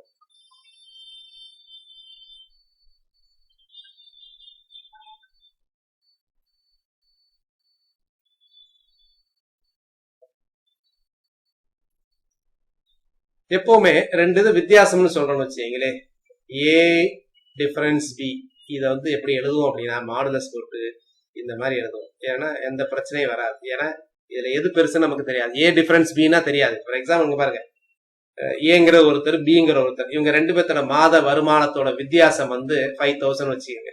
அப்படின்னா என்ன அர்த்தம்? இதோட மீனிங் என்ன தெரியுமா? ஏங்கிறவோட மாத வருமானம் பியோட மாத வருமானத்தோட வித்தியாசம் 5000. அப்படின்னா யாரோ ஒருத்தர் இன்னொருத்தரை விட 5000 கூட சம்பாதிக்கிறார். யாருன்னு எனக்கு தெரியாது. அப்ப எப்படி போடுவோம்னா இதான் equation. Modulus a minus b is equal to 5000. So ஏயா இருந்தாலும் சரி பியா இருந்தாலும் சரி மாறாது. எதுவா இருந்தாலும் சரி. இங்க பாருங்க, இது எதுவா இருந்தாலும் இப்ப எப்படி இருக்கும் அப்படின்னா, ஃபார் எக்ஸாம்பிள் ஏ வந்து 10,000 வச்சுங்களேன், ஏ வந்து 20,000 வச்சு, ஏ 20,000 வாங்குறாரு. அப்ப பி எவ்வளவு வாங்குவாரு? 15,000 வாங்குவாரு. இப்படி இருக்கலாம். அல்லது என்னவா இருக்கலாம்? வேற மாதிரி இருக்கலாம். சரிங்களா? ஏ 15,000 வாங்கி பி வந்து என்னவா இருக்கலாம்? 20,000 இருக்கலாம். இது ரெண்டுக்குமே ட்ரூ தான் நான் சொன்னது. என்னது? ஒருவர் மற்றொருவரை விட 5,000 ரூபாய் கூடுதலாக சம்பாதிக்கிறார். அப்ப பாருங்க, ஏ மைனஸ் பி போடுங்க மாடுலஸ். இந்த ஏ எடுத்துட்டு மைனஸ் பி போட்டீங்கன்னா என்ன வரும்? ஏ மைனஸ் பி 20,000 மைனஸ் இது வந்து என்னன்னா 5,000 வரும். மாடுலஸ் 5,000 எவ்வளவு? 5,000. இங்க எடுத்து எங்க ஏ 15,000 பி 20,000 போட்டீங்கன்னா மைனஸ் 5,000 வரும். But modulus of minus 1000, modulus எல்லாத்தையுமே என்ன வாக்கிறோம்? பாசிட்டிவ் ஆக்கிறோம். மாடுலஸ்ங்கிறது எதா இருந்தாலும் பாசிட்டிவ் ஆக்கிறோம். ஒரு வாஷிங் மிஷின் மாதிரி வச்சுங்களேன், வெளியே எப்போ வரும்? நல்ல துணி வரும், சுத்தமான துணி வரும்.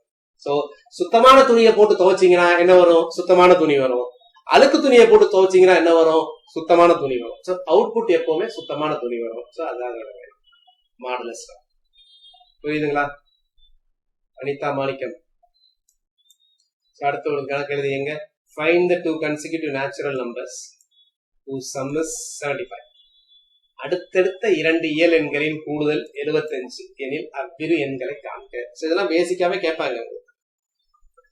இரண்டு அடுத்தடுத்த இயல் எண்கள் அதை கூட்டுனா 35 வருது. அப்படின்னா என்ன அர்த்தம்? அப்படின்னா ஒரு எண்ணை வந்து என்னன்னு வச்சுக்கோங்க, இன்னொரு எண்ணம் என்ன வரும்? n+1 வரும்.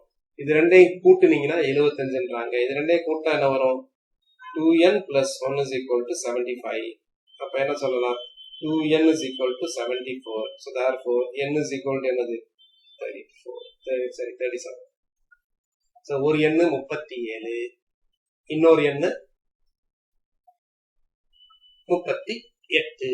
அதான் மேத்தமேட்டிக்கலா போறது அப்படின்னா இந்த மாதிரி பிளான் பண்ணலாம். எக்ஸ் இப்ப நான் சொன்னதான் அவங்க டீட்டெயிலா எழுதியிருக்கிறாங்க.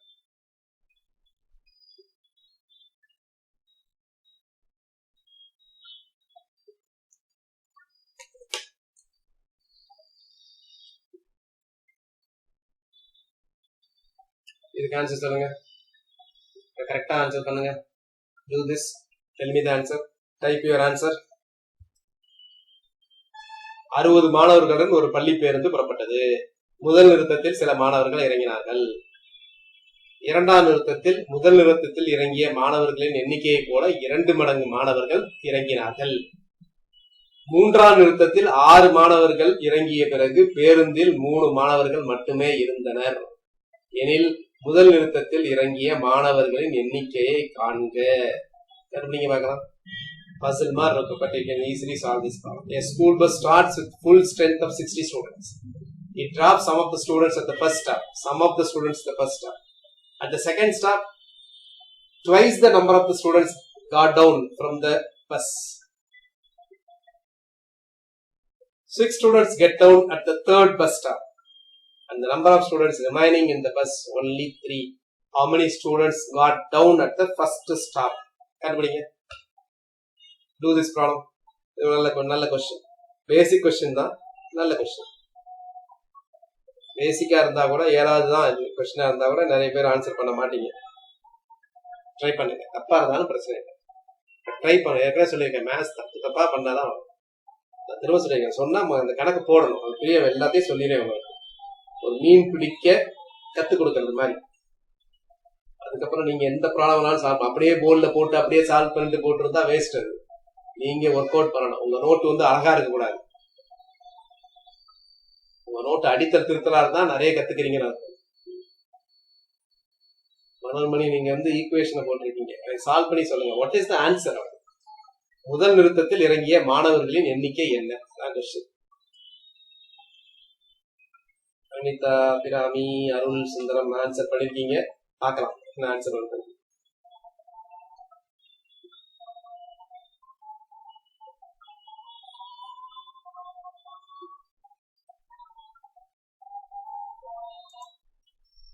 பார்க்கலாமா? 60 மாணவர்கள் பள்ளி பேருந்து. முதல் நிறுத்தத்தில் சில மாணவர்கள் இறங்கினார்கள். எவ்வளவு பேரு எனக்கு தெரியாது. ஒரு எக்ஸ் பேர் இறங்கினார்னு வச்சு எல்லாருமே 17 போட்டிருக்கீங்க. கரெக்டா இருக்கான்னு பார்க்கலாம். ஒருத்தர் 27 போட்டிருக்காரு, பார்க்கலாம். முதல் நிறுத்தத்தில் சில மாணவர்கள் இறங்கினார்கள். இரண்டாம் நிறுத்தத்தில் முதல் நிறுத்தத்தில் இறங்கிய மாணவர்களின் எண்ணிக்கையை போல 2 மடங்கு மாணவர்கள் இறங்கினார்கள். சரியா? இரண்டாவது நிறுத்தத்துல 2x. It drops some of the students in the first step. Correct. X students. At the second step, twice the number of students get down from the bus. So இங்க பாருங்க, இங்கிலீஷ்ல ஒரு மிஸ்டேக் இருக்கு. என்ன மிஸ்டேக் தெரியுமா? முதல் ஸ்டூடெண்ட்ல இறங்கினவங்கள மாதிரி 2 times அப்படிங்கிறத சொல்லணும். வெறுமனே twice the number of students போட்டுருக்காங்க. twice the number of students என்னது? ஸோ அப்ப எப்படி இருக்கணும் அப்படின்னா, இந்த கொஸ்டின் எப்படி இருக்குன்னா, the second bus stop twice the number of students who got down in the first stop get down in the second stop. அடுத்து 6 students get down at the third bus stop. மூன்றாவது நிறுத்தத்தில் 6 மாணவர்கள் இறங்கிய பிறகு, மூணாவதுல ஒரு 6 பேர் இறங்கிய பிறகு பேருந்தில் இன்னொரு 3 பேர் இருக்கிறாங்க. சரிங்களா? இதெல்லாம் சேர்த்தா எவ்வளவு வரணும்? 60 வரணும். இது ரெண்டும் லைக் டேர்ம், அதனால கூட்டிக்கலாம். அப்போ 3x பிளஸ் இதுவும் லைக் 9 equal to 60. அப்போ 3x is equal to 51. அப்போ what is x is equal to 51? 3ஆல் அடிக்கும் போது சில பேருக்கு தவறுதலா 27 போட்டுருவீங்க. சரிங்களா? So answer 17. 27 ஆப்ஷன் இருந்துச்சுன்னு வச்சுக்கீங்களா, நம்ம கஷ்டமாயிடும். So answer 17. Very good.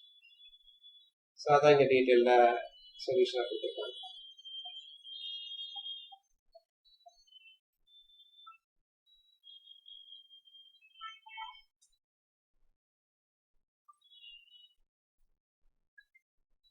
Questions எல்லாம் கேட்கலாம்.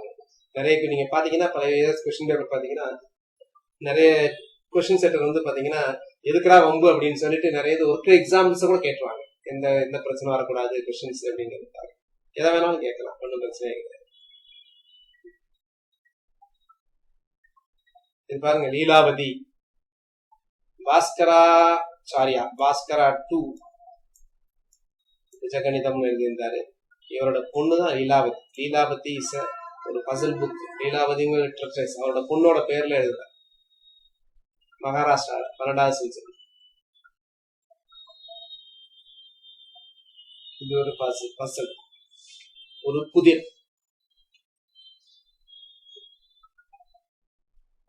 The beads from ear necklace fell down. சரிங்களா? ஒரு நெக்லஸ்ல இருந்து, முத்து மாலையில இருந்து பீட்ஸ், முத்து மணிகள் கீழே விழுந்து விட்டன. 1/3 of the pearls fell on the ground. Okay, எவ்வளவு விழுந்திருக்குன்னா 1/3 of the pearls. மொத்தத்துல 1/3 வந்து இது பண்ணிருக்கு. 1/5 of the pairs rolled under the cart. அதுல 1/5 என்னது கட்டிலுக்கடியில போயிடுச்சு. 2 persons started collecting the pairs. One person was able to collect 1/6, and the other persons collected 1/10 of the pairs.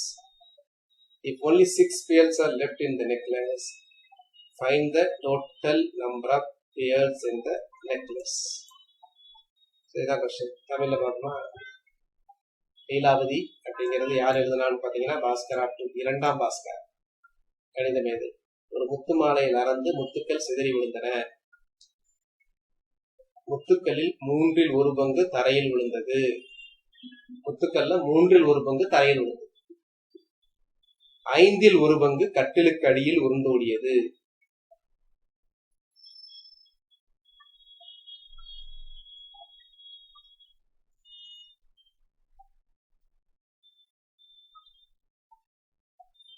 இருவர் அந்த முத்துக்களை சேகரிக்க ஆரம்பித்தனர். ஒருவர் 1/6 பங்கும் மற்றொருவர் 10/1 பங்குமான முத்துக்களை கைகளில் சேகரித்தனர்.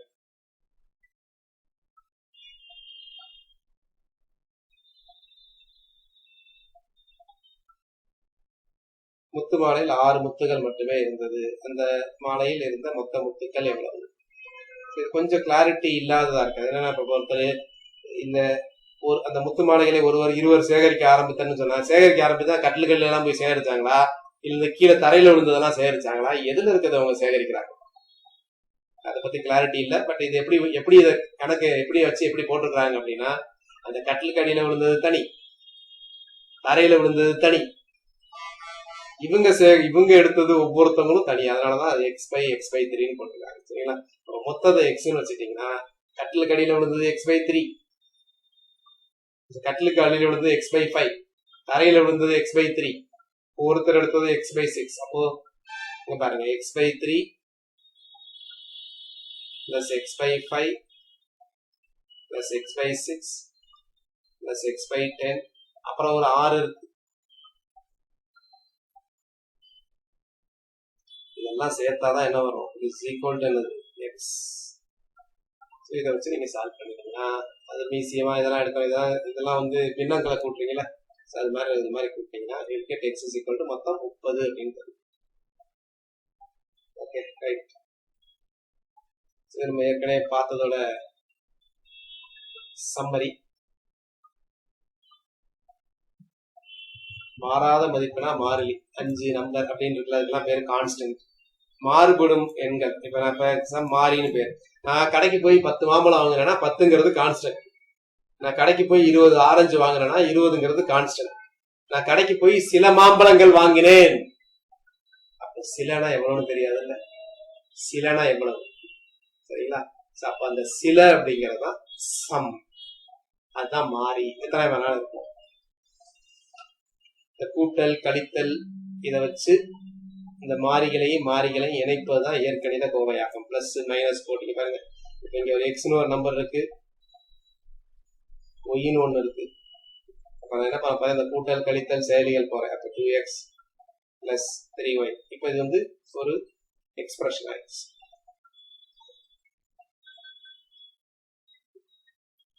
இந்த பிளஸ் மைனஸோட இணைக்கப்பட்டதெல்லாம் பேர் என்னதுன்னா உறுப்புகள் என்று பெயர். அதெல்லாம் பார்த்து அடுத்தது டைரக்ட் அண்ட் இன்வர்ஸ் ப்ரொபோர்ஷன், நேர் மற்றும் எதிர் விகிதங்கள். நம்ம ஏற்கனவே ரேஷியோ ப்ரொபோர்ஷன்ஸோட பேசிக்ஸ் பார்த்துருக்கோம். ரேஷியோ அப்படின்னா என்னது? ஆறாவதுல ரேஷியோனா திரும்ப சொல்றேன், A/Bன்னு சொல்லுவாங்க, is2 அப்படின்னு படிக்கணும். A/B வேற எப்படி எழுதலாம்? A/Bன்னு எழுதலாம். விகித சமம் அல்லது சரி விகிதம், அதை எப்படி சொல்லலாம் அப்படின்னா, இதுதான் விகித சமம். ரெண்டு விகிதங்களை இப்ப நான் ஏற்கனவே சொல்லியிருக்கேன். ஒரு விகிதம் வந்து இப்ப A/Bன்னு எழுதிட்டா A/Bன்னு எழுதலாம். இதை எதை வச்சு வேணாலும் பெருக்கலாம். மேலையும் கீழே ஒரே நம்பரை வச்சு பெருக்கினாலும் மாறாது. இப்போ 3:4ங்கிற விகிதமும் 9:12 அப்படிங்கிற விகிதமும் சமம். ஏன்னா இதை நான் 3ஆல பெருக்கியிருக்கேன், இதையும் 3ஆல பெருக்கியிருக்கேன். ஸோ இதை தான் இப்படி போட்டு விகித சமம் அப்படின்னு சொல்றோம். A:B = C:D. A:B = C:D அப்படின்னா அது BC = ADன்னு வரும். எப்படி பார்க்கலாம்.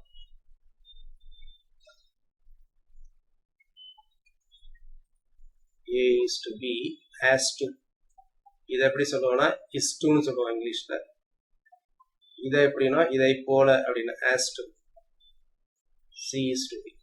அப்ப A:B எப்படி எழுதலாம்? A/B எழுதலாம். இது as to equal to போடலாம் C/D. அப்ப இதை சுருக்குங்க, AD = BC. ஸோ அதான் இங்க இதான் முக்கியம்.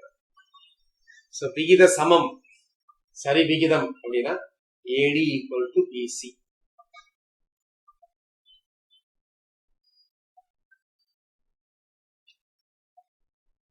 ஏற்கனவே இந்த ரேஷியோல நம்ம விகிதத்துல டீட்டெயில்டா பார்த்துருக்கோம் சரிங்களா. இப்போ வந்து ஒரு ரீகரெக்ஷன் மாதிரி தான் இது. ஏற்கனவே சொன்ன மாதிரி 25 கொஸ்டின்ஸ்ல வந்து கண்டிப்பாக குறைந்தபட்சம் 24 கொஸ்டின் நீங்க ஆன்சர் பண்ணணும். அதான் என்னுடைய அவா. கண்டிப்பா உங்களால முடியும். நீங்க என்ன சார் 24 சொல்றது, நான் 25 கரெக்டா பண்ணணும்னு நீங்க செய்யும், கண்டிப்பா முடியும். அடுத்து டைரக்ட் ப்ரொபோர்ஷன்னா என்ன, நேர் விகிதம்னா என்ன அப்படின்னா நேர்மாறல் அப்படின்னு சொல்லலாம், நேர் விகிதம் அப்படின்னு சொல்லலாம். சிம்பிளா சொல்றதுன்னா இப்ப ஏன்னு ஒண்ணு இருக்கு, நேர்மாறலுக்கு எப்படி சொல்லுவாங்க, பின்னு ஒண்ணு அப்படி சொல்லுவாங்க. இதான் மேத்தமேட்டிக்கலி சொல்றது.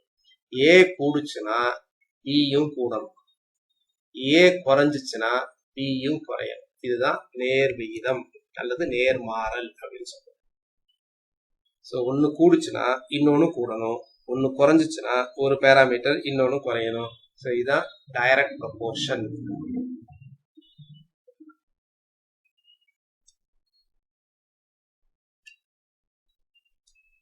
நேர் விகிதம். புரியுதா?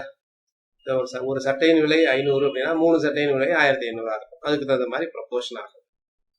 நம்ம டீட்டெயில்டா பார்த்துருக்கோம் நேர் விகிதம், அது என்ன ப்ராப்பர்ட்டிஸ் அப்படின்னு சொல்லியிருக்கோம். ஸோ நம்ம எதனால வருது அப்படின்றதெல்லாம் பார்த்துருக்கோம்.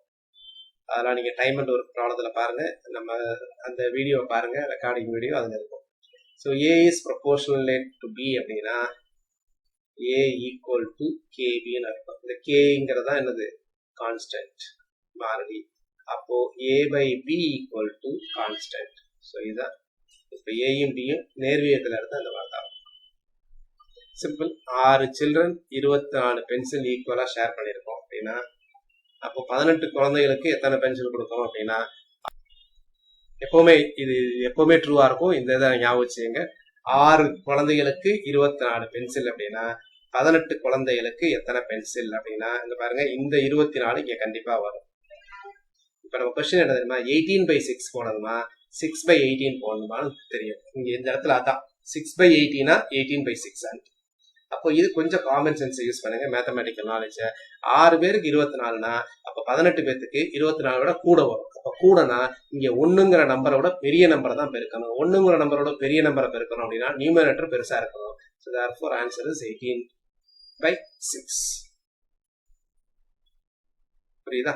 இப்ப நான் பாருங்க, இந்த லாஜிக்கை நீங்க எங்க எதுக்கு வேணாலும் யூஸ் பண்ணலாம். ஃபார் எக்ஸாம்பிள் பாருங்க, 10 பேரு ஒரு வேலையை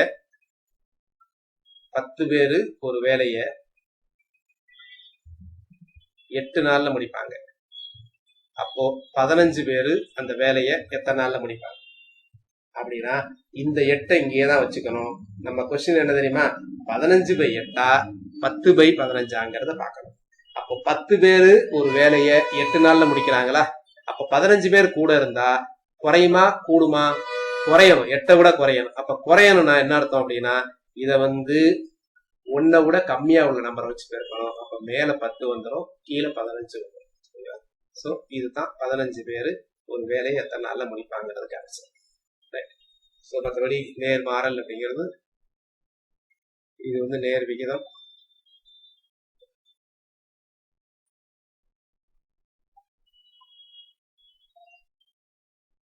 இந்த ரேஷியோல வரும் நேர் விகிதங்கிறது. சொல்லியிருக்கேன் A/B கான்ஸ்டன்டா இருந்தா நேர் விகிதம்.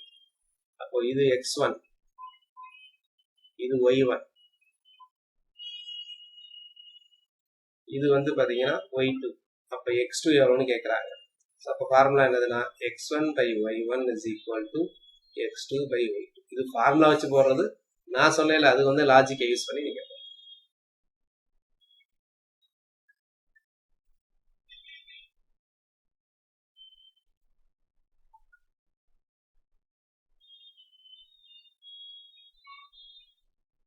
பாருங்க. இதையும் போல 2 நோட் புக்கு 24 ரூபாய். அப்போ 9 நோட் புக் எவ்வளவு? 24. 9 நோட் புக் 24 விட பெருசா இருக்கும். பெருசா இருக்குன்னா பெரிய நம்பர் மேல போகணும். சோ இது answer 108. or you can use this formula. ஒரு 2 நோட் புக் கண்டுபிடிச்சிட்டு 1 கண்டுபிடிச்சிட்டு 9 கண்டுபிடிக்கலாம்.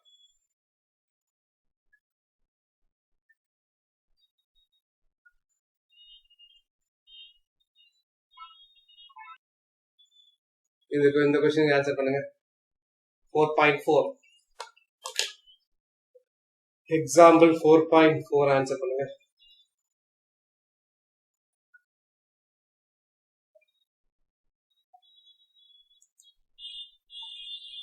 ஸோ 90 கிலோமீட்டர் 2.5 மணி நேரத்துல கிடக்குது. அப்போ 210 கிலோமீட்டர் கிடக்க எவ்வளவு நேரம் ஆகும்? அப்ப 90 கிலோமீட்டர் கிடக்கிறதுக்கு 150 நிமிஷம். எல்லாத்தையும் நிமிஷமா வாங்கிக்கோங்க. ஏன்னா ஹவர்ஸ் அண்ட் மினிட்ஸா இருக்கு. ஸோ அதனால அதை நிமிஷமா மாத்தேன். அப்ப 90 கிலோமீட்டர். அப்போ 1 கிலோமீட்டருக்கு 150/90. அப்ப 210 கிலோமீட்டருக்கு into 210. Very good. 5 hours 50 minutes.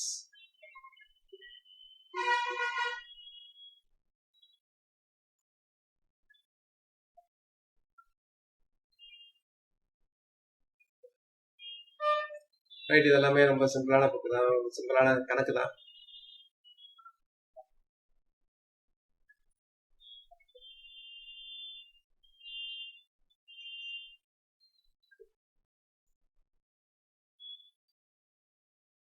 இதெல்லாம் பேசிக் क्वेश्चंस. Easy answer. அடுத்து இன்வர்ஸ் ப்ரொபோர்ஷன், எதிர்விகிதம். எதிர்விகிதம் அப்படிங்கிறது என்னது அப்படின்னா, so A is inversely proportional to B. அப்படின்னா என்னதுன்னா, ஒன்னு கூடுச்சுன்னா இன்னொன்னு குறையும், ஒன்னு குறைஞ்சதுன்னா இன்னொன்னு கூடும். ஸோ ஏட்டிக்கு புட்டியா பண்ணுவோம்னு சொல்லுவோம்ல, அதுதான் கூடுச்சுன்னா. ஸோ அப்படி இருந்ததுன்னா என்ன அர்த்தம் அப்படின்னா, ஏற்கனவே பார்த்துருக்கோம், this is equal to K/B. so this implies AB equal to constant. இது ஒரு மாறிலி.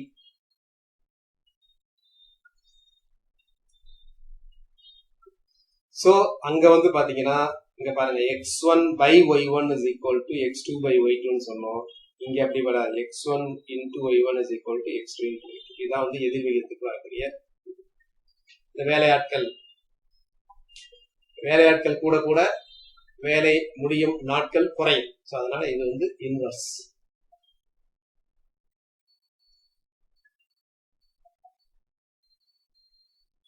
சிம்பிளா சொல்லுங்க, 60 பேர் ஒரு வேலையை 7 நாள்ல பார்க்கறாங்க அப்படின்னா 42 பேர் எத்தனை நாள்ல வேலையை முடிப்பாங்க? அவ்வளவுதான் விஷயம். x1 into y1 is equal to x2 into y2. இதை அடிச்சீங்கன்னா ஆன்சர். நான் டைம் அண்ட் ஒர்க்லயே பார்த்துருக்கேன். such a basic questions.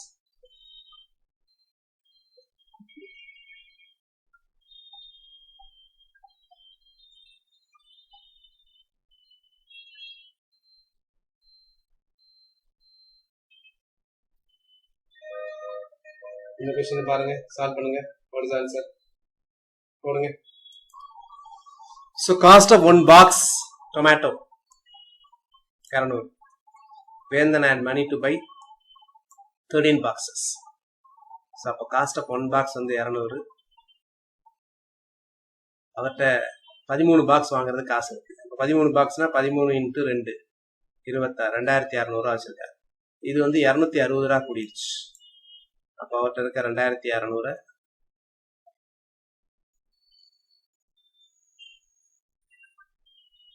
260 வகுத்தீங்கன்னா கிடைக்கிறது ஆன்சர். உங்களுக்கு என்ன மாதிரி வருதோ சால்வ் பண்ணுங்க. இது வந்து இந்த இன்வெர்ஸ் வேரியேஷன் வச்சு போட்டுக்கிறாங்க.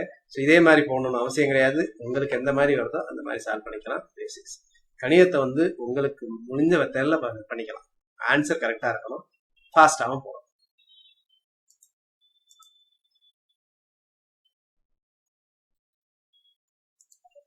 So direct and indirect proportion is very much useful in project scheduling. A project can be any work that is time bound, like building house. நான் ஏற்கனவே டைம் அண்ட் ஒர்க்ல சொல்லியிருக்கிறேன். இந்த நேர் விகிதம் எதிர் விகிதம் அப்படிங்கிறது ஒரு வேலை. சரிங்களா? இப்ப நான் திரும்ப நான் சொல்றேன், அதை எதுன்னு கரெக்டா சொல்லுங்க பார்க்கலாம். ஆட்களும் வேலையும் நேர்மாறலா எதிர்மாறலா? ஆட்கள் வேலை எவ்வளவு வேலைங்கிறது குவான்டிட்டி ஆஃப் ஒர்க். ஆட்கள் வேலை நேர்மாறலா எதிர்மாறலா? சொல்லுங்க பார்க்கலாம். ஆட்களும் வேலையும், ஆட்களும் வேலையும்ங்கிறது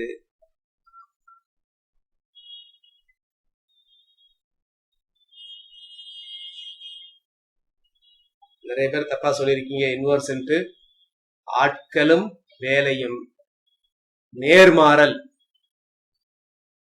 அப்படியே சொல்லுங்க. இதை அப்ளை பண்ணுங்க. அதிக ஆட்கள் இருந்தா வேலை அதிகமா பார்ப்பாங்களா கம்மியா பார்ப்பாங்களா? நாட்களை கேட்டேன். அதிக ஆட்கள் அதிக வேலை. நல்ல புரிஞ்சுங்க. நான் 2 விஷயத்த சொன்னேன். ஆட்கள் வேலை அதான் சொன்னேன். குவான்டிட்டி ஆஃப் ஒர்க்னு சொன்னேன். வேலை ஆட்கள். ஆட்கள் அதிகரித்தால் வேலை அதிகரிக்கும், ஆட்கள் குறைந்தால் வேலை குறையும். அப்போ இது நேர்மாறலா எதிர்மாறலான்னு கேட்டீங்கன்னா இது என்னது? நேர்மாறல். ஆட்களும் வேலை செய்து முடிக்க ஆகும் காலம், ஆட்களும் காலமும் நேர்மாறலா எதிர்மாறலா அப்படின்னா இது எதிர்மாறல். ஏன் அப்படின்னா ஆட்கள் அதிகரித்தால் வேலை செய்து முடிக்கும் நாட்கள் குறையும், ஆட்கள் குறைந்தால் அது அதிகரிக்கும். ஸோ ஒரு cost of a dozen soap is 396. Dozen அப்படின்னா எவ்வளோன்னு தெரியணுங்க. சரிங்களா? சில பேருக்கு தெரியாம இருக்கலாம். ஒரு டஜன் அப்படிங்கிறது நிறைய பேருக்கு தெரியும்னு நினைக்கிறேன். ஒரு டஜன் அப்படின்னா 12ன்னு அர்த்தம். அந்த கான்செப்ட் வச்சு நீங்க யூஸ் பண்ணிக்கலாம். இந்த type of question is very very important. சரிங்களா? ஆன்சர் பண்ணுங்க பார்க்கலாம். 12th கொஸ்டினுக்கு ஆன்சர் பண்ணுங்க. What is the answer for 12? கொஞ்சம் யோசிங்க, ஆன்சர் பண்ணுங்க. ஈஸியான கொஸ்டின்ஸ் தான். இதே டைப்ல நிறைய போட்டிருப்போம், சால்வ் பண்ணிருக்கோம். ரைட், இதை கொஞ்சம் பேர் தான் ஆன்சர் பண்ணிருக்கீங்க.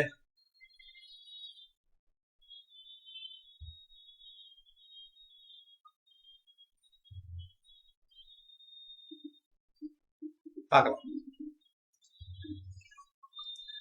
A flood relief camp has food stock for 80 people. Can be benefited for 60 days.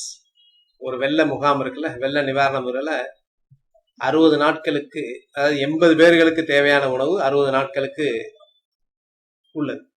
80 பேர் இருக்கிறாங்க, 80 பேர் இருந்தா 60 நாட்களுக்கு தேவையான உணவு உள்ளது. ஒரு 10 நாள் கழிச்சு இன்னும் கொஞ்சம் பேர் சேர்ந்துட்டாங்க, 20 பேர் கூட சேர்ந்துட்டாங்க. அப்ப 80 பேர் இருந்தாங்கன்னா 60 நாளைக்கு வர்ற உணவு 10 நாள் கழிந்த பின்னர் 20 பேர் கூட சேர்ந்துட்டாங்க. இப்ப 100 பேர் இருக்கிறாங்க.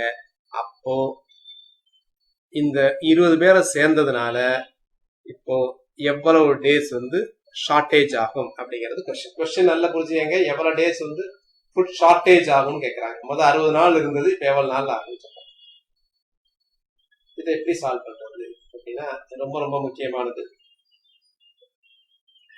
80 பேருக்கு 60 நாளைக்கு உணவு இருக்கு. 10 நாள் முடிஞ்சு போச்சு. நல்லா புரிஞ்சுங்க. 10 நாள் முடிஞ்சு போச்சு, விட்டுருங்க, மறந்துங்க. 10 நாள் முடிவில் சொல்லுங்க. இப்போ 10 நாள் முடிஞ்சு போச்சு. இப்ப எத்தனை பேருக்கு உணவு எத்தனை நாளைக்கு வரும் சொல்லுங்க. இந்த வந்தவங்க எல்லாம் சேர்க்காதீங்க, புதுசா வந்தவங்க எல்லாம் நீங்க சொல்லாதீங்க. நான் சொல்றதை மட்டும் செய்யுங்க. எனக்கு 10 நாள் முடிஞ்சு போச்சுங்க. 10 நாள் முடிவில் இருக்கிற உணவு எத்தனை பேருக்கு எத்தனை நாளைக்கு வரும்? அது சொல்லுங்க பார்க்கலாம். சொல்றது புரியுதா? 10 நாள் முடிஞ்சு போச்சு. இந்த 20 பேர் வந்தாங்கன்றதெல்லாம் அப்புறம் பாத்துக்கலாம், அதை விட்டுருங்க. அந்த 20 பேரெல்லாம் கலக்காதீங்க, நான் கேட்கறதுக்கு மட்டும் சொல்லுங்க. 10 பேர் 10 நாள் முடிஞ்சு போச்சு. இப்ப இருக்கிற பொருட்கள் எத்தனை பேருக்கு எத்தனை நாட்களுக்கு வரும், அதை டைப் பண்ணுங்க. 100 எதுக்குங்க சொல்றீங்க? அந்த 20 பேர்லாம் சேர்க்கவே கிடையாது, 100 பேர்லாம் சொல்லுங்க. Very good. சாந்தி தியோ என்ன சொல்லியிருக்கிறாங்க அப்படின்னா 80 பேருக்கு 50 நாளைக்கு வரும். புரியுதா? இந்த கான்செப்ட் புரியுதான்னு பாருங்க. இதை புரிஞ்சுட்டீங்கன்னா ரொம்ப ஈஸி. இந்த ப்ராப்ளம் அடுத்த லைன்ல ஆன்சர் பண்ணலாம்.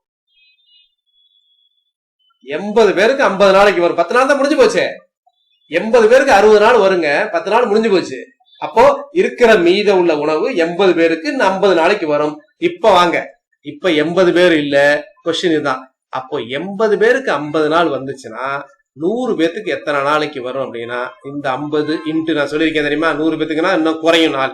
குறையும்னா என்னது? 100/80 போடக்கூடாது, 80/100ன்னு போடணும். அப்ப 80/100னா இதை அடிச்சிங்க அப்படின்னா இங்க 2 வரும். சோ அடிச்சிங்கன்னா 40 வரும். அப்போ எத்தனை நாளைக்கு வரும்? ஏற்கனவே ஒரு 10 நாள் முடிஞ்சு போச்சு. இப்ப இந்த 100 பேர் வந்ததுனால 40 நாளைக்கு தான் உருவம் வந்திருக்கு அப்படின்னா, அப்போ ஒரு 10 நாளைக்கு ஷார்டேஜ். பிளான் பண்ணது 60 நாள்ல, 60 நாள்ல 50 நாள்ல முடிஞ்சிருங்க எல்லாமே. அதனால அந்த கொஸ்டினுக்கு ஆன்சர் அப்படின்னா 10. புரியுதா?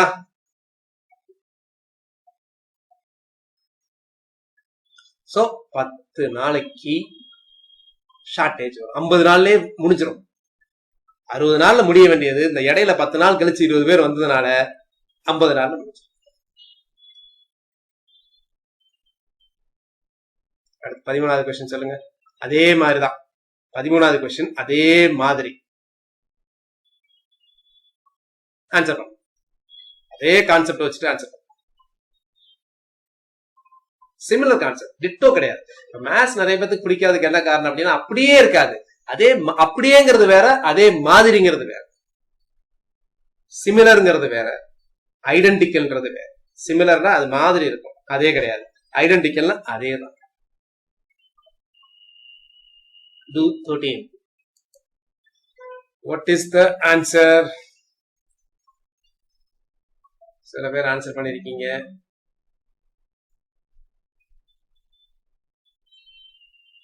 அஞ்சுன்னு பண்ணிருக்கீங்க, ஒருத்தர் 6ன்னு பண்ணிருக்கீங்க. எது ஆன்சர்னு பாக்கலாம். சரிங்களா?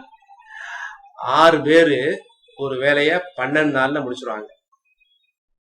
2 நாள் கழிச்சு மேலும் 6 நபர்கள் வந்து சேருகிறார்கள் எனில் அவ்வேலையை செய்ய எத்தனை நாட்கள் ஆகும்? சரிங்களா? இது பாத்தீங்கன்னா 2 விதமா சால்வ் பண்ணலாம். சிம்பிளா ஒரு சால்வ் பண்றது சொல்றேன். நார்மலா மேன் டேஸ் அப்படிங்கிற ஒரு கான்செப்ட் பண்ணீங்கன்னா ரொம்ப சீக்கிரம் முடிஞ்சிடும். மேன் டேஸ் கேள்விப்பட்டிருக்கீங்களா? மனித நாட்கள், மேன் டேஸ். இதை நான் டீட்டெயில்டா உங்களுக்கு சொல்லியிருக்கேன் டைம் அண்ட் ஒர்க்ல. எந்த ஒரு வேலைக்குமே மனித நாட்கள்ங்கிறது வேலை. அது எதா இருந்தாலும் சரி, ஐடி ஜாப்பா இருந்தாலும் சரி, ஒரு சாதாரண ஒரு ஈவன் ஒரு என்ன சொல்றது, ஒரு கல்யாணத்துல சமையல் வேலையா இருந்தாலும் சரி, இல்ல கவர்மெண்ட்டுக்கு ஒரு பெரிய ப்ராஜெக்ட் பண்றதா இருந்தாலும் சரி, திட்டக்குழுவா இருந்தாலும் சரி, எதா இருந்தாலும் சரி, WHO ஒரு எக்ஸ்பென்ஸ் பண்றதா இருந்தாலும் சரி, எல்லாமே இந்த மனித நாட்களை பேஸ் பண்ணி தான் இருக்கும். எந்த ஒரு ப்ராஜெக்டா இருந்தாலும் சரி, ஒண்ணும் கிடையாது.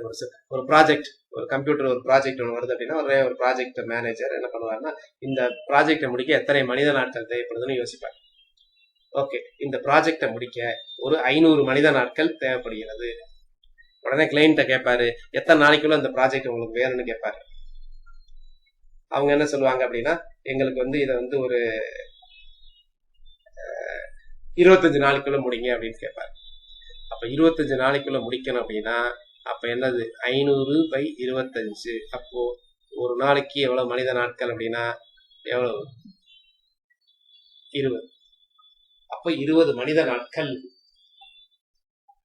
தேவைப்படுது.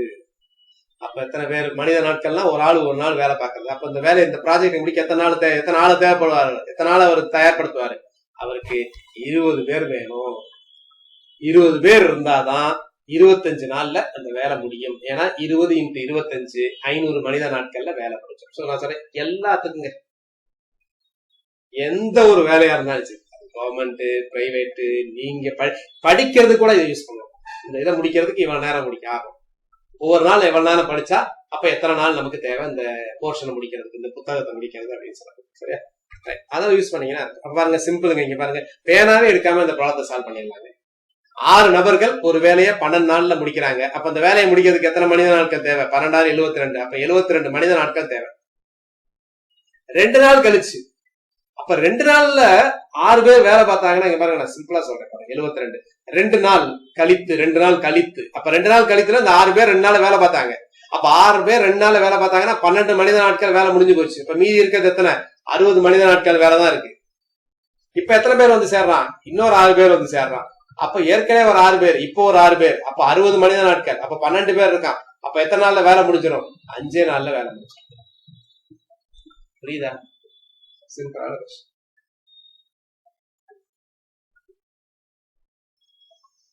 மொத்தம் இந்த வேலையை முடிய எத்தனை நாள் இருக்குன்னு கேட்டா எத்தனை நாள் சொல்றது? மொத்தம் இந்த வேலை முடிஞ்சது எத்தனை நாள் அப்படின்னா 7 நாள்ல இந்த வேலை முடிஞ்சிருக்கு. ஏன்னா ஏற்கனவே ஒரு 2 நாள் முடிஞ்சிருச்சா, இப்போ ஒரு 5 நாள். சோ முதல்ல 5 + 2 7 நாள்.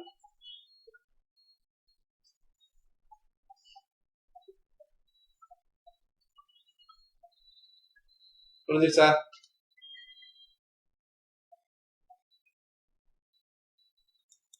ரைட். சோ இது சில பேருக்கு புரிஞ்சிருக்காது, அதனால வேற மெத்தட்ல ஒண்ணு போறேன். வேற மெத்தட். ஆல்வேஸ் யூஸ் ஒரு மேத்தமேட்டிக்கல் அண்ட் ஆப்டிடியூடோட போடுங்க எப்பவுமே. சரிங்களா? இப்ப இந்த மெத்தட், இந்த போன ப்ராப்ளம் போட்டோம்ல அதே மாதிரிதான். இங்க பாருங்க, 6 பேர் ஒரு வேலையை 12 நாள்ல முடிக்கிறாங்க. இப்ப 2 நாள் கழிச்சு முடிஞ்சு போச்சு. 2 நாள் கழிச்சு எத்தனை பேரு எத்தனை நாள்ல முடியும் வேலை? 2 நாள் கழித்து, ஆஃப்டர் 2 days. இந்த படத்துல போடுவாங்கல்ல, 2 வருடங்கள் கழித்து, ஆஃப்டர் 2 days, 2 நாட்கள் கழித்து. எப்படி எழுதலாம் அந்த ஈக்குவேஷன்? அதே 6 பேரு 2 நாட்கள் கழித்து, 2 நாள் தான் முடிஞ்சு போச்சு, 10 நாள்ல முடிச்சாங்க. புரிஞ்சுக்கங்க, 6 பேரு 10 நாள்ல முடிச்சிருவாங்க வேலையை. புரிஞ்சுக்கங்க. கரெக்டா? இதை புரிஞ்சிருக்கா? நான் ஃபார்முலா மெத்தட் தான் சொல்றேன். நீங்க ஃபார்முலா மெத்தட் கேட்டதுனால 2 நாள் கழிச்ச பின்னாடி, 2 நாளைக்கு அப்புறம் பாத்தீங்கன்னா 6 நபர்கள் 12 நாள்ல வேலை பார்ப்பாங்க. 2 நாள் முடிஞ்சு போச்சு. அப்ப 2 நாள் முடிஞ்சு போச்சுன்னா அதே 6 நாள் இருந்தாங்கன்னா 10 நாள்ல வேலை முடிஞ்சிடும். ஆனா 6 பேர் இல்ல, இப்ப இன்னொரு 6 பேர் வந்து சேர்ந்து இருக்கிறாங்க. அப்ப எவ்வளவுதான் கொஸ்டின்? 6 பேர்னா 10 நாள். அப்ப 12 பேர்னா எத்தனை நாள்? சோ 10 இன்ட்டு, சரிங்களா? 6 பேருக்கு 10 நாள்ல வேலை முடிஞ்சது. அப்ப 12 நாளைக்குனா இன்னும் குறைஞ்சிரும். So therefore this is 6/12. So படிங்க, 5 6 படிச்சீங்கன்னா 5.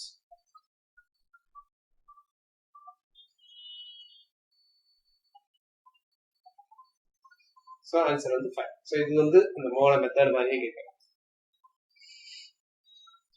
அருள் சுந்தரம் என்ன கேக்குறீங்க நீங்க? உங்க டவுட் சார், ப்ரீவியஸ் சம்ல தமிழ்ல எத்தனை நாளைக்கு போதுமானது இருக்குன்னு தானே போட்டிருக்கு. ஒரு தமிழ்ல டிரான்ஸ்லேஷன் தப்பா இருக்கா? போன ப்ராப்ளத்திலயா பார்க்கலாம். ஒரு வெள்ளை 80 நபர்களுக்கு தேவையான 60 நாட்களுக்கு 10 நாட்கள் கிடைத்த பின்ன 20 நபர்கள் அந்த முகாமில் வந்து சேர்ந்தார்கள். அவ்வுணவு எத்தனை நாட்களுக்கு போதுமானதாக இருக்கும்? பாருங்க, இங்க எத்தனை நாட்களுக்கு போதுமானதாக இருக்கும்னு கேட்டிருக்கிறாங்க. இங்க இருந்து நான் கேட்டிருக்கிறாங்க, calculate the number of days food shortage. So food shortage அப்படின்னு சொன்னா அப்போ இந்த கொஸ்டின் கரெக்ட், நீங்க சரியா சொல்லிருக்கீங்க. அப்போ இந்த கொஸ்டின் கடைசி ஆன்சர் கேட்கறதுல தப்பா இருக்கு மத்தபடி. சரிங்களா? சோ இங்கிலீஷ்ல வந்து ஆன்சர் வந்து 10. தமிழ்ல ஆன்சர் என்ன தெரியுமா? சொல்லுங்க. 10 நாட்களுக்கு பிறகு 20 நாட்கள் முகாம் உணவு எத்தனை நாட்களுக்கு போதுமானதாக இருக்கும் அப்படின்னா எத்தனை நாட்களுக்கு போதுமானதாக இருக்கும்? 40 நாட்களுக்கு போதுமானதாக இருக்கும். தமிழ்ல 40, இங்கிலீஷ்ல 10.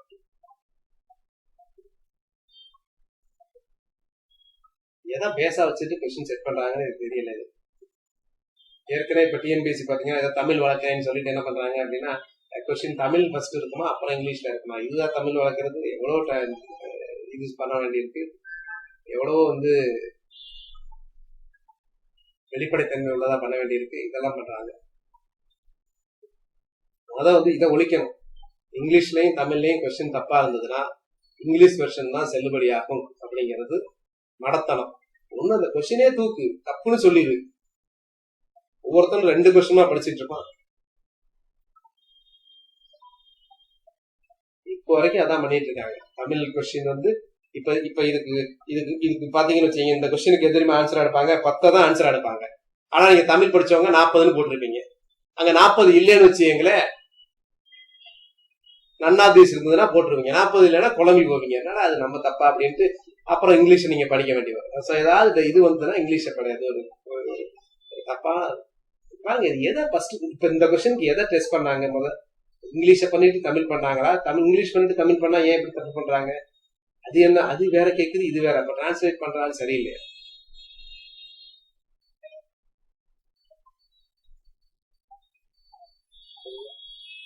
கொஸ்டின் வந்து தப்பா இருக்கு.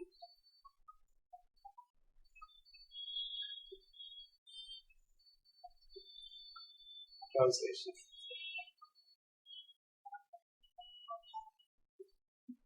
வேற ஏதாவது டவுட் இருக்கா கேளுங்க. ஏன்னா நமக்கு இதே முடியாது. நேற்று பார்த்தோம், இன்னைக்கு பார்க்கிறோம். 7வது வந்து டேர்ம் 1 எழுத முடியும். 7லயே மொத்தம் 3 புத்தகம் இருக்கு. என்ன கேக்குறீங்க அப்படின்னா, சார் எப்போ ax பிளஸ் bxனா எத்தனை உறுப்பு? ax பிளஸ் bx அப்படின்னா 2 உறுப்பு. ax பிளஸ் bxனா 2 உறுப்பு.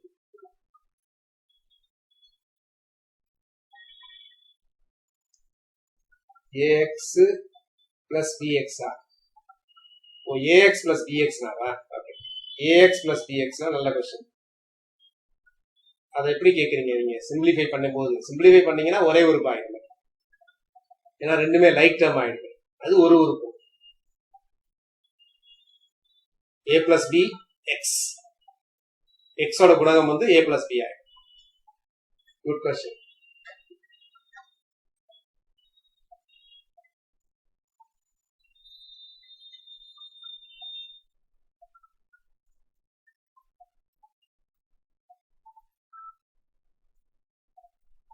இந்த போஸ்டல்ல மெட்டீரியல் அனுப்புறவங்களுக்கு ஃபர்ஸ்ட் செட், நிறைய செட்ஸ் வந்துகிட்டு இருக்கு. உங்களுக்கு ஃபர்ஸ்ட் செட் போஸ்டல்ல வந்து அனுப்பிச்சிருக்காங்க.